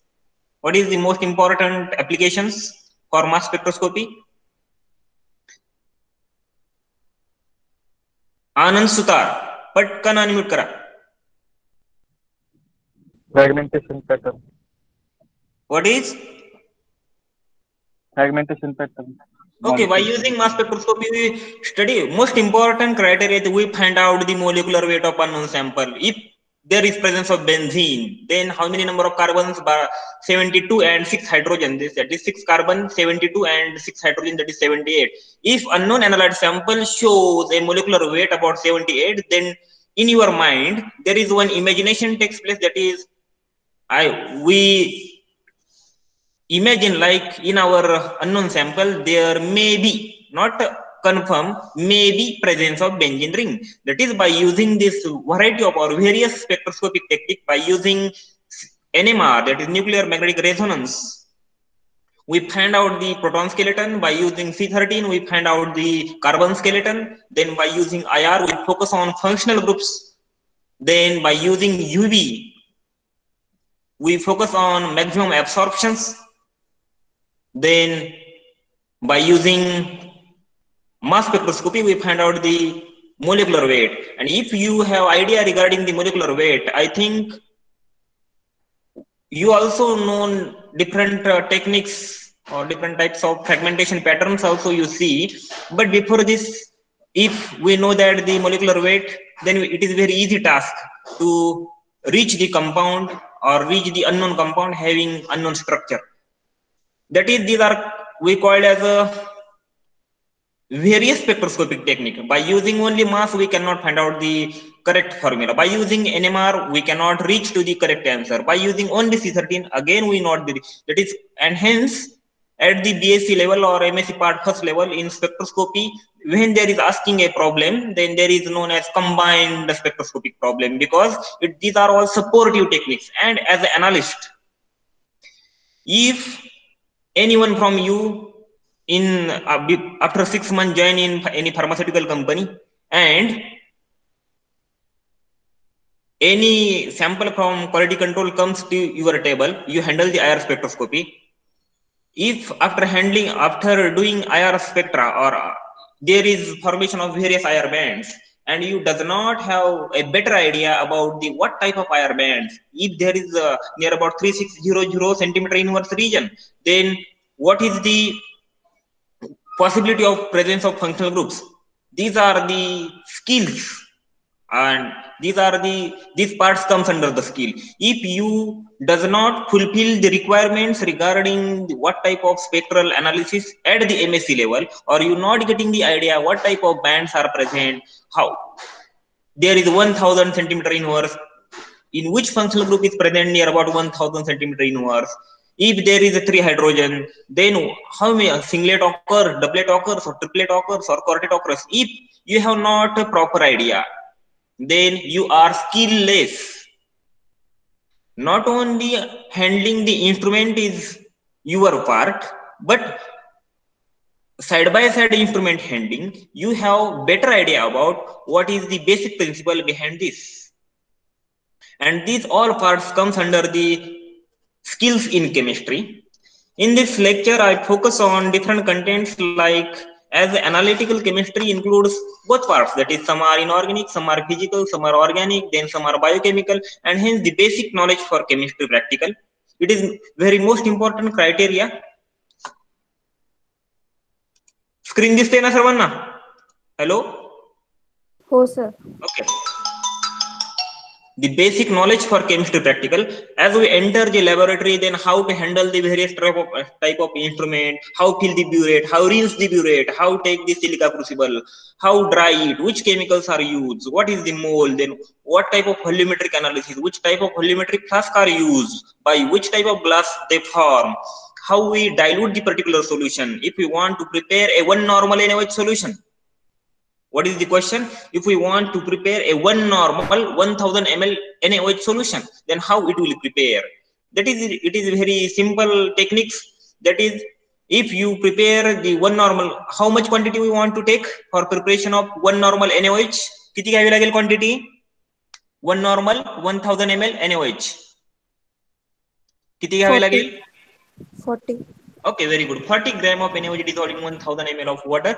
But if you make a solution one normal NaOH very skillful or very skillful nature, then what are the techniques? Take near about 40 gram or take accurate 40.0 gram of NaOH in minimum water of or maximum ml of water or solvent, dissolve it properly, and then transfer in 1000 ml of volumetric flask and again dilute it up to the mark. If you take 1000 ml solvent and in this solvent, if you add directly 40 ml of NaOH, that is, it is not a correct manner, because of some exothermic reaction, endothermic reaction, there is possibility of increase the volume, and hence there is in laboratory you do a blank titration and back titration, and in one titration you determine the exact normality of NaOH. But I think in MSc part first, if the laboratory or lab provides you 0.1 normal NaOH, and by using oxalic acid as a primary standard, if you titrate this, then you cannot reach to the accurate answer 0.1 normal NaOH. Why we cannot reach to the accurate answer? Because there is some problems for forming the solution of 0.1 normal NaOH, that is somewhat increase or decrease in the volume of solvent. Then again there are some personal errors. To skip these practical problems, personal errors, then solution forming errors, there are requirement of some skills. Then again also we focus on physical chemistry, that is, these are the part of analytical chemistry, different types of energy changes, reactions, rate of reaction, generally I think chemical kinetics, then solubilities experiment, and finally we reach to the qualitative analysis. That is, or it is part from organic chemistry. I think in second semester you do a very well practical about organic quality analysis. That is, first you separate the given organic mixture, then after separation you try to find out the particular name, that is, you check the quality, it is acidic, it is basic, it is neutral, it is phenolic, whatever may be the type, you can again find out it is included in qualitative analysis. Then important skills required in chemistry practical. What are the important skills? Practical is mean to assist the learners to learn and develop the following skills. That is, if you want to, or if you go to the laboratory, see here, try to imagine if you are as an MSc student and I am in 12th standard, or anyone from 12th standard, your friends is from 12th standard, I give a procedure, you as well as 12th standard student, and 12th standard student also have good practical hand. Procedure is in front of 12th standard student as well as MSc student. But what is the difference? The 12th standard student have a theoretical knowledge, but you reach up to the MSc and you have some idea regarding skills, how to take burette, how to fill the burette, how to pipette out, how to add the reagent, what type of reagent is necessary, how to control the pH. These are the skills. And the skills in practical point of view are divided into some manipulative skills, observation skills, then reading skills, recording skills, computing skills, and interpreting skills. We see side by side, one by one. Manipulative skills. Manipulative skills involves the correct and skillful handling of the apparatus by the experiment. What I write here involves the correct and skillful handling of the apparatus by the experiment. I think in MSc part first semester, first or second, you carry out some instrumental techniques in physical chemistry. That is, I think you use a calorimeter in physical chemistry. Use केला ना calorimeter? केला का? Yes, sir. This calorimeter you use, that is, involves the correct and skillful handling the apparatus. There are some importance. If there is some adjustment, then you want or adjust correctly. If you use AC current, DC current, what type of cuvette, what type of solution, that is all skills regarding handling the apparatus, or comes under the manipulative skills. Then observation skills involve the use of the sense, that is hearing, if there is organic or inorganic qualitative analysis. That is, I think this part is from Shivaji University at BSc part second, semi-micro inorganic qualitative analysis. See here, observation skills involves the use of sense, hearing. If there is presence of carbon or some, I think I have not idea about which element, but there are some cracking noise, some decrypting noise, or we observe at this inorganic qualitative analysis. What is the acidic radical? What are the basic radical? Then touch, that is, it is hygroscopic, amorphous, crystalline. That is by observation also. If there is presence of hygroscopic solid, then by simple touch we can find out it is hygroscopic. And smell are also very important criteria for organic qualitative analysis or various inorganic practicals also, and reaction change also. These are observation skills. See here, I observe a lot of times in MSc, after taking, at the time of taking your practical, if you dilute the, मी हा तुम्ही विद्यार्थी आहात, तुमच्याकडूनच मी हा पाहिलेलं observation असते माझं कधी कधी लॅब मध्ये. काय होतं पहा, in procedure they tell dilute the given liquid at 250 ml by using volumetric flask by and by using distilled water. But accidentally what happens, at the lower meniscus of 250 ml volumetric flask you add some amount of extra water. Then you see here and there, कोण पाहतंय का आपल्याला बघतो आपण, and within fraction of second हळूच ते ओतून देतो थोडंसं वरचं liquid, and again we adjust the lower meniscus. हे तुम्ही करत असता लॅब मध्ये, हे आपल्याला आता करून चालणार नाही. These are very bad skill. Then reading skill, refer the ability to written or printing the information. That is how to write. If you want to write a formula like HCl, then H must be capital, C must be capital, and L is small, HCl. These are the reading skills. If you write capital H, capital C, capital L, then this is not hydrochloric acid. If you want to write a sodium, then you not write capital N and capital A, but you write a capital N and small a. This is the reading as well as writing skill. Then recording skills entails the writing down, for example, measurements or statements of facts or other details from reference. That is use of reference for, if you this type of recording skills you use in at the time of project. You use variety of reference, you make some conclusion, and again you comes in lab, try to do the any type of organic transformation or inorganic transformation or physical change. That is, these are the recording skills. Then computation skills involves the use and applications of mathematical knowledge and data collection. That is how to, if theory gives a lot of information, 1 point theory gives we require near about 5 pages of explanation. But if we use a simple mathematical equation, then this 5 pages of theory we can conclude in one equation also. That is some computation skills, some computational or some, now in, if you see a job point of view after MSc, there are some computation skills are necessary for students to acquire a job. There are some different recruitment for computational skill students. That is only data analysis, not on instrumental work, not on titration work, only data analysis are done in computational skills. Then interpretation skills involve the studying the data collected and drawing conclusion based on established chemistry principles. That is, by seeing different types of chemical principles, different types of theories, we come to the point and establish a new principles, or by using these previous principles we carry out the experimental work. These are the different skills regarding the variety or various practicals undergone in laboratory. Then areas to consider when preparing for the chemistry. See here, this is very important task, And this type of silly mistakes are not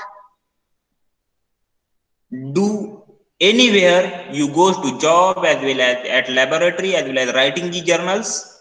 See here, chemical symbols must be write in correct manner.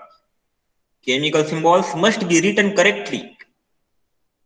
When a chemical symbol is just one letter, it must be capital. See, hydrogen, only one letter. Again, vanadium, capital V, only one letter.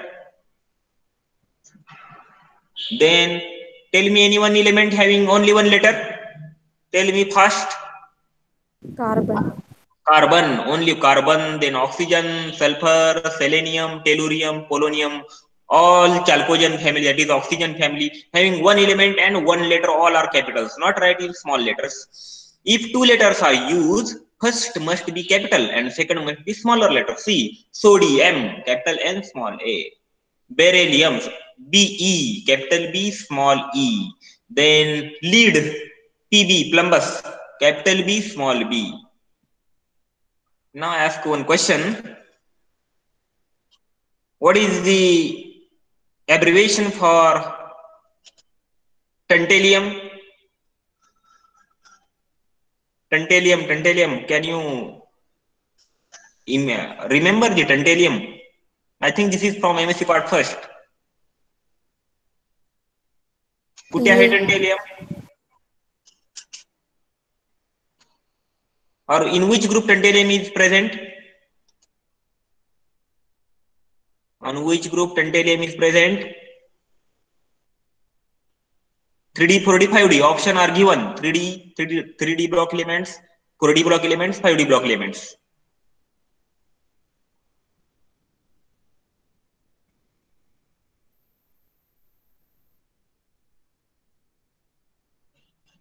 अरे आलं पाहिजे की तुम्हाला कधी येणार. Now after 6 months we tell everyone I am a postgraduate from XYZ chemistry or analytical, organic, physical. That is a very basic question. Tantalum, Sanga Nair. 5D, sir. Okay, very good. Lanthanum, hafnium, tantalum, tungsten, then rhenium, osmium, iridium. Okay. The element आहे tantalum. What is the abbreviation for tantalum? TA. Okay. That is if two letters are available, then first must be capital and second must be small. They must be separate, not joint. They must be separate. The small letter must not be bigger than capital ones. The small letter must not be bigger than capital ones. आपण उगाच style मध्ये लिहिण्याचा प्रयत्न करतो. Sodium लिहायचंय तर N सुद्धा capital करायचा, ए सुद्धा एवढा मोठा काढायचा स्मॉल ए की त्या कॅपिटल एन एवढाच दिसतोय. असं काहीही करायचं नाही. ऍज अ एमएससी स्टुडंट हे आपल्याकडून असल्या सिली मिस्टेक होता कामा नाहीत.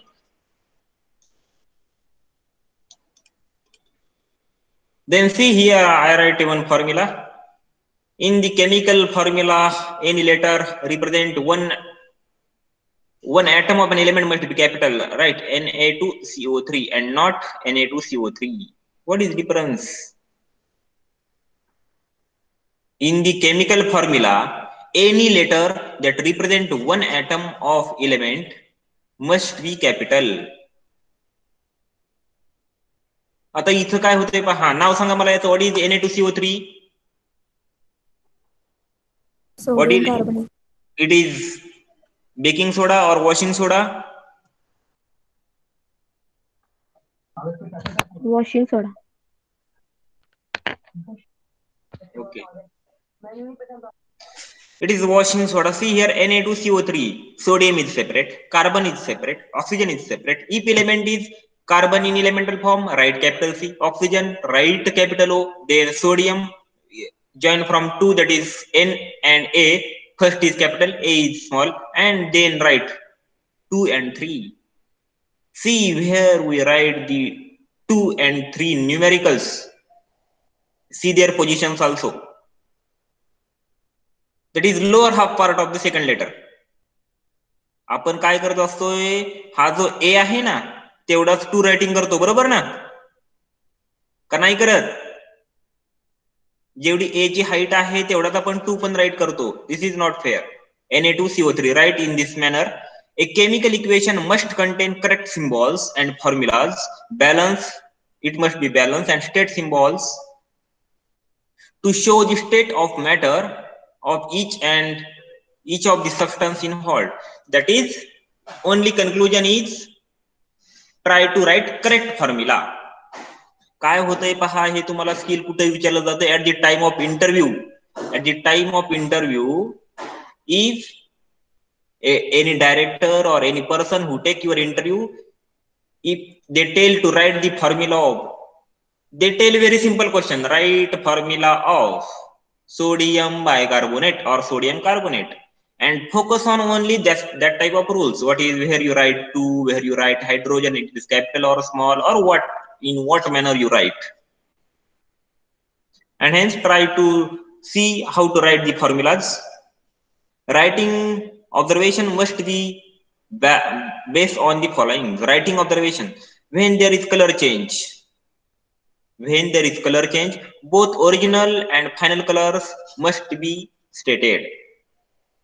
That is, if there is presence of unsaturation. Now we come to a simple questions from organic quality analysis. If there is presence of unsaturation, काय म्हणतो आपण त्याला? कुठली टेस्ट प्रेझेंट येईल अनसॅच्युरेशन असेल तर? सांगा मला पटकन. मांडके सांगा, मांडके पटकन अनम्यूट करा. ऋतुजा मांडके मोबाईल ठेवून गेले काय कुठे?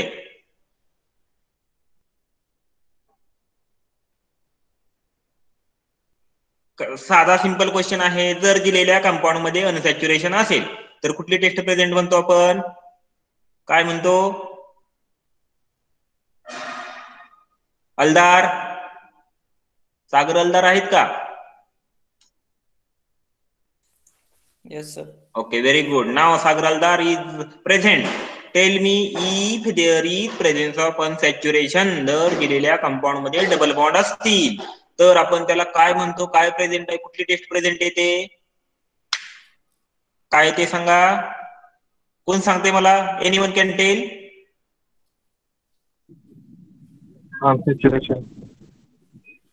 Unsaturation. But which test? Bromine test. Okay, bromine. Very good. Bromine test आहे, K-Menopur test आहे. Lot of tests are available. And this part I teach in MS part first organic. We see addition to carbon multiple bonds. त्या multiple bond वरती आपण addition केलेली bromine वॉटरची, एक upward दाखवलेला, एक downward दाखवलेला.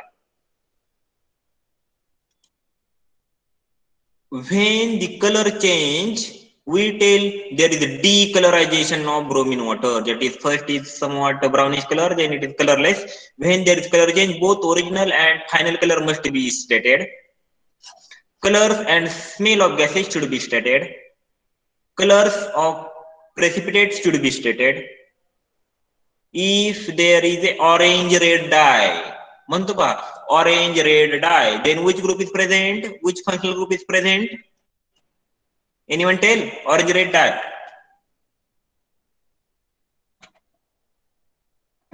कुठला ग्रुप प्रेझेंट? शालगावकर आहेत का? प्रतीक्षा शालगावकर सांगा. अगदी आपण हे FYBAC पासून करत, सर्वांनाच आलं पाहिजे. FYBAC पासून आपण स्टडी करतोय. ओके,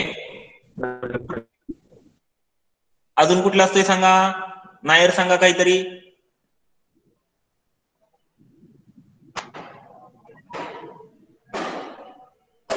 आवाज माझा क्लिअर येतोय ना? सागर, आवाज क्लिअर येतोय का?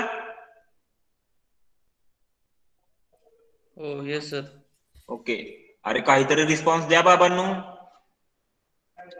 गपचूप बसायचं नाही अजिबात. अनुपमा नायर सांगा. Yes, sir. Orange red dye. Which group is present? Azo group. Okay, azo group, we also called as a NH2 group. Orange red dye is due to azo, but not we tell azo due to azo. We tell as a, if there is presence of primary amine, we add some sodium nitrate, then beta naphthalene NaOH. And finally, adding beta naphthalene NaOH. If there is orange red dye, then we call there is presence of amine, but not tertiary. It is secondary or primary. And this amine group is converted into azo group, and then we find out this orange red dye. Then color changes for both blue and red litmus paper must be started when we use. The color changes for both blue and red litmus paper must be stated. नाव पाहू आपण किती लक्षात आहे. कधी आपण litmus paper वापरायचो? Binary organic मिक्सरला कधी वापरायचो? चौधरी सांगा. चौधरी नाही, Chougule, sorry, Chougule Shruti Chougule. Yes sir. कधी वापरायचो आपण लिटमस पेपर? वापरलाय सगळ्यांनी कधी ना कधी तरी. आपल्या एमएससी च्या सेकंड सेमिस्टर मध्ये लिटमस पेपर हातामध्ये घेतला असेल पहा, ऑर्गॅनिकच्या प्रॅक्टिकलला. कधी वापरला आपण litmus paper? Neutral compound detect करताना. Those compounds are insoluble in organic solvent. They are soluble in water. Very well known example like oxalic acid, then urea. तुम्ही काय केलं? युरिया घेतला, टेस्ट ट्यूब मध्ये पाण्यामध्ये डिझॉल्व केला, पाहिलं litmus paper, what are the changes takes place. That is, these color changes from litmus must be stated. Color of solution must be stated. What type of color? KMNO4 is red in color. बरोबर ना? आताच तुम्ही शिकलेला आहात.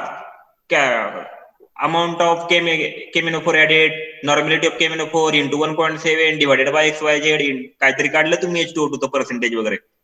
KMNO4 चा colour कसा असतोय?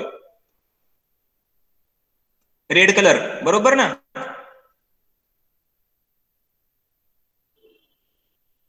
Mandke. Pink, sir. Okay. Why KMNO4 is pink in color?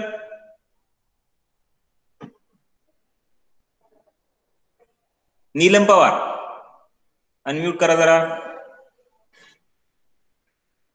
Yes, sir. Hi, KMNO4 is not pink but violet in color. पाणी आपलं कलरलेस आहे, पण त्या KMNO4 ला कलर आहे. हा साधा सोपा क्वेश्चन आहे. ते तसं का दिसतंय? KMNO4 कलर का दिसतो? This is also one of the skill or one of the observations from all MSc students, not only analytical. It is expected from all of you.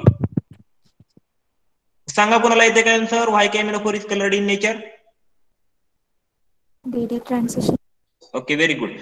DD transition and charge transfer spectra. I think this theory is completed at the MSc part 13 inorganic session. Then a procedure must be correct to be later. Example like soluble salt must be prepared by adding excess metal to an acid, metal oxides to an acid, or metal carbonate to an acid.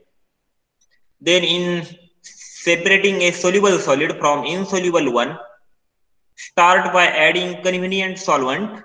That is, I think, this type of theory we see in recrystallization. आपण रिक्रिस्टलायझेशन केलं का MSc ला? रिक्रिस्टलायझेशन केलं का तुम्ही डेरिव्हेटिव्हला? एखाद्या डेरिव्हेटिव्हचं केलं असेल किंवा ते टेक्निक आपण सांगितलेलं आहे पहा. आपण काय म्हटलेलं? For recrystallisation, selection of solvent. How to select the solvent? The sample must be soluble in whichever you take solvent at room temperature. Room टेम्परेचरला soluble असावं. असं आपण सॉल्वंट सिलेक्ट करत होतो. Generally we take ethanol. Ethanol मध्ये बऱ्यापैकी soluble होत होतं. Generally we take ethanol.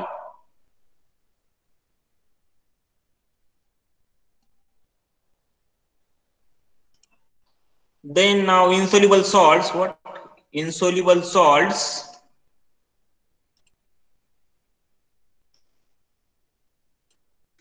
Insoluble salts are prepared by precipitation. Indicate what happens at each step. That is, if there is presence of orange red dye, then gray PPT, then there is NO2 group. These are the observation point of view at the practical. Then at the plotting the graph, that is, we comes at some physical.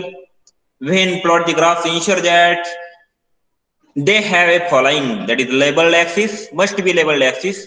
Appropriate scale, plotted point must be visible. all points in the table must be plotted correctly. A convenient scale must make a graph occupy, that is at least 3/4 page.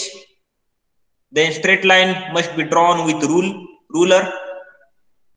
Smooth curves must be drawn by freehand. Then drawing diagrams must be correctly drawn. Apparatus should be proportional. Labeling must be workable and no leakage of the gas. Then see conditions under which reactions were carried out must be stated. कुठल्या कुठल्या conditions लागतील, काय काय करणार आहोत. Selection of catalyst, specific temperature or a range of temperature, specific pressure, specific concentrations.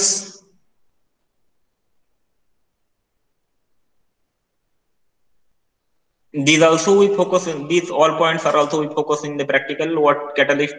Can you tell me any two catalyst? कुठले तरी दोन catalyst सांगा एखाद्या रिएक्शनला तुम्ही वापरलेले. कॅटलिस्ट सांगतोय कोण एखादा कॅटलिस्ट सांगा. मला वाटते आनंद सुतार यांनी एक कॅटलिस्ट वापरलेला आहेत का? गेले आनंद सुतार आहेत का? Is there Anand Sutar? Okay, which catalyst you use for synthesis of, I think, coumarin in practical project? कुठलं वापरला तुम्ही? Baker's sheet. Okay, very good. That is, catalyst have ability to low or decreases the energy of activation and increases the rate of reactions. Then you notify the temperature, how much pressure you want, which concentration solvent you take. Then filling the burette. First rinse the burette at all. These techniques is when you do some practicals in project as well as the regular practicals. First rinse about 5 cm³ of solution which you want to fill. After rinse the burette, discard the portion of the solution used to rinse. Then fill the burette with the solution up to the mark. Then again, if there is presence of air bubbles, that is, I think you have a better idea about how to fill the burette. Then writing the ions in words and wrong oxidation states is not acceptable. It is very important at MSc level. Ions should be written in their symbols. See here, this +2 is oxidation state. Zn2 plus and not Zn2 plus and not Zn+2. How you write Zn2 plus? See carefully, and after this, whatever maybe or wherever you write this element having oxidation state, not write like this Zn+2. Write Zn2 plus or simply Zn++. You have to choice. You write Zn+2 form also, but more correctly you write Zn2 plus, and Zn+2 is not accepted. When mixing of two solution, it is wrong to write. No reaction, no change, no chemical change reaction, clear solution form. Tell accurate observation. You cannot, there is, if you take a solvent like water and in this water you add some ethanol, then there is also some reaction, some changes. If you does not observe changes, you not write like no reaction. You write colorless solution, no change. There are some changes, no chemical change. These are not acceptable. Correct observation should be white precipitate form, a colored precipitate is form, no white precipitate is form, or colorless precipitate is form. There is no white or whitish solution. A solution is colorless if no color is seen. The solution, see here, I tell solution is colorless, no white solution. Then do not add each two colors. You have a habit to write greenish color, bluish color, reddish color, whitish color, bluish, yellowish. Lot of copper solution is blue, not bluish. Add the observation or accurate writing, you write it is blue in color, not bluish in color. Then we focus on some volumetric analysis. This is a specialty in chemistry which deals with measurement of volumes of solution of reactant, reacting them as you record the reacted volumes and using the information carry out the calculation based on the data collected. That is, in conclusion point of view, you carry out the blank titration or volumetric analysis. I think all of you do a gravimetric estimation. It is also volumetric analysis. Can you tell it is volumetric analysis? Gravimetric analysis हे volumetric analysis होऊ शकतं का? होऊ शकतं का? No, sir. Okay, then which analysis? In volumetric analysis, there comes simple titrations, that is blank titration, back titrations are comes under in volumetric analysis. Terms associated with volumetric analysis. Standard solution, a solution of known concentration in titrimetry we call as the standard solution. Then analyte, it is taken in, I think, in conical flask and some indicator. It is a test solution whose concentration is to be determined. That is, we want to determine the analyte concentration. Equivalent volumes are the volumes of both standard and analyte solution which react completely without any excess. Equivalence point, the end point of the reaction is known as the end point or equivalence point. That is, I give an example. If we take 0.1 normal NaOH in burette and you pipette out 0.1 normal HCl, you fill a indicator, and any one indicator or phenolphthalein indicator, end point is colorless to pink or pink to colorless. कोण सांगू शकते मला? आता very simple question आहे, पहा साधा question, इंटरव्ह्यूला विचारलेला आहे क्वेश्चन हा. ब्युरेट मध्ये NaOH आहे, कोनिकल फ्लास्क मध्ये HCl घेतलेला आहे, दोघांची नॉर्मॅलिटी 0.1 आहे. कोनिकल फ्लास्क मध्ये फिनॉल्फथॅलीन हा इंडिकेटर टाकलेला आहे. तर एंड पॉइंट काय असेल? Colourless. Colourless, pink to colourless और colourless to pink? Pink to colorless. Colourless to pink. पहा, एक आन्सर आलं कलरलेस टू पिंक, दुसरं आलं पिंक. कन्फ्युजन, ही कन्फ्युजनच झाला, बरोबर ना? अजून कोणाचं काय आन्सर आहे का? तर ब्युरेट मध्ये जर NaOH असेल तर end point colourless to pink येणार. Okay, very good.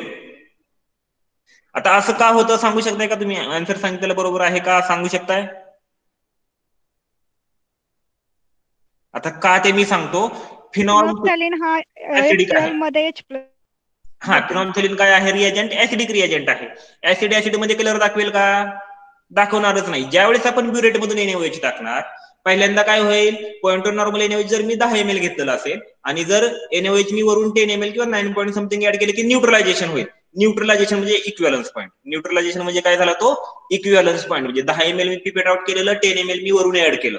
Now we reach to the point at equivalence point.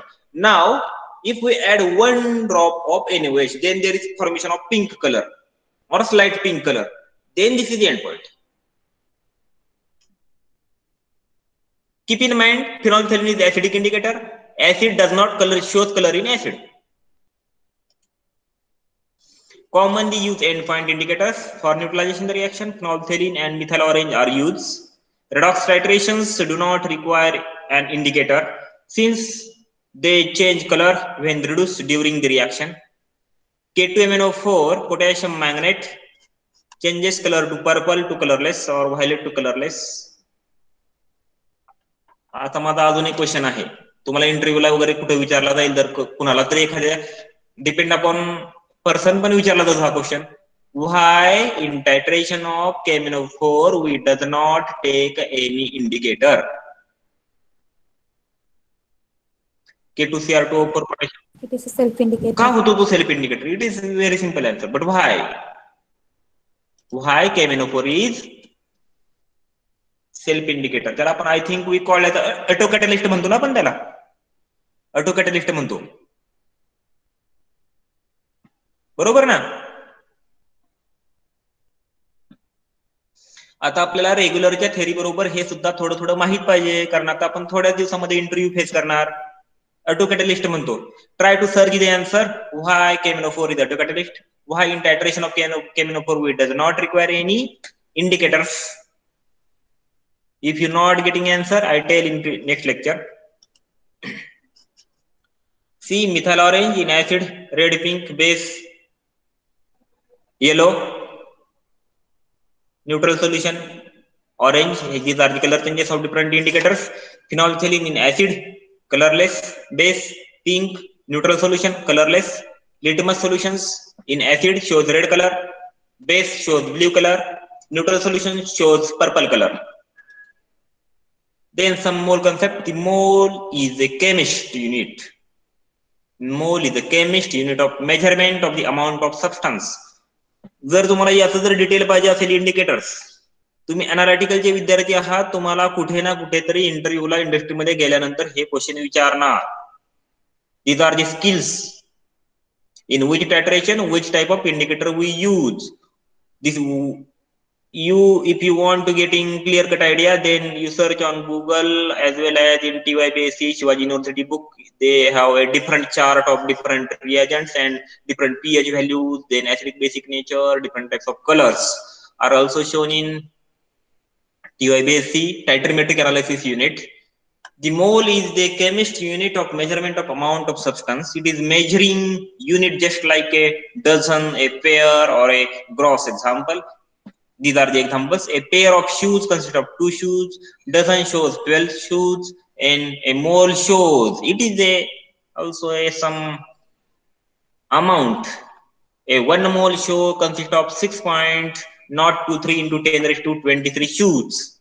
Here not we take shoes, but any number or any matter you want to take. 1 mole is equal to 6.023 into 10 to 23. A chemistry is a mole of substance.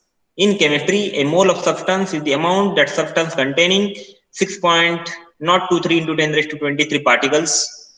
In this case, particles can be atoms, ions, molecules, or electrons. The mole of substance may be represented by a chemical symbol or chemical formulas of substance referred. Examples are, this is not here, Cl represent the mole of chlorine atom. Chlorine, it is a chlorine atom, not chlorine ion. Atoms are present in neutral or radical form. This is chlorine atom. This is not negative charge on chlorine. Chlorine represented in the chlorine atom. This is a chlorine molecule. Now, chlorine in valence shell, there is 7 electron. Comes to next chlorine atom, there is sharing of electron takes place to form chlorine molecule. Then oxygen is an atom. O2 is a molecule. Cu, a mole of copper atom. Cu plus 2, a mole of copper ions. See here, this is the neutral form. This is ionic form, and hence we call as a mole of copper ions. Then E, a mole of electrons. Here E represent mole of electrons. Then molar mass, this refers to mass of 1 mole of the substance. Mass of 1 mole of the substance, the unit of measurement for the mass is a gram per mole.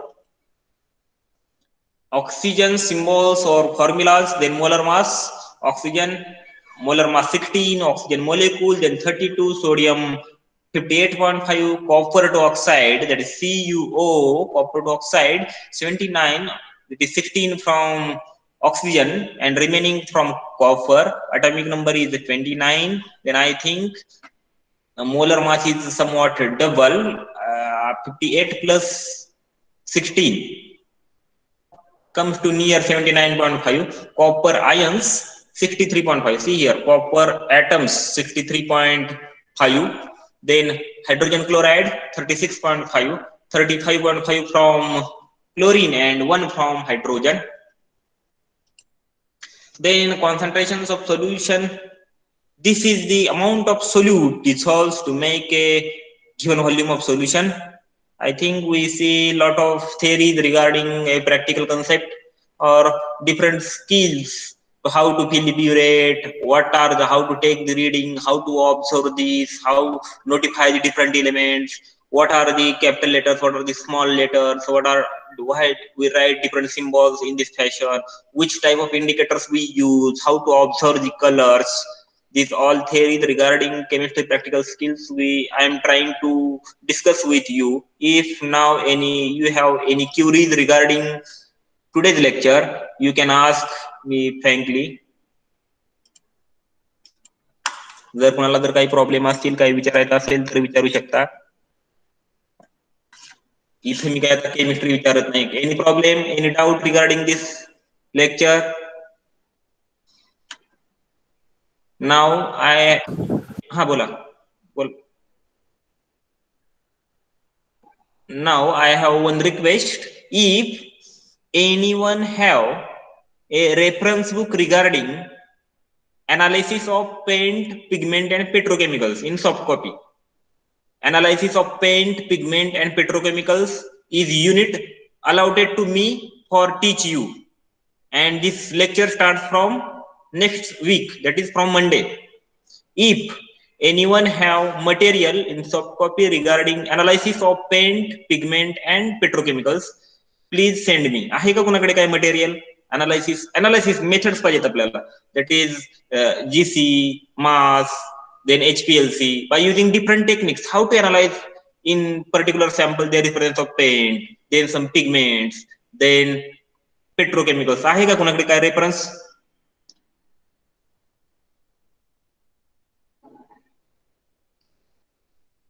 Nair? No sir. अजून कोण मांडके वगैरे आहे का काय reference? नाहीये sir. मग तुम्ही कशाचा अभ्यास करता सगळे? एकही रेफरन्स नाही. चौगुले? No sir. अलदार?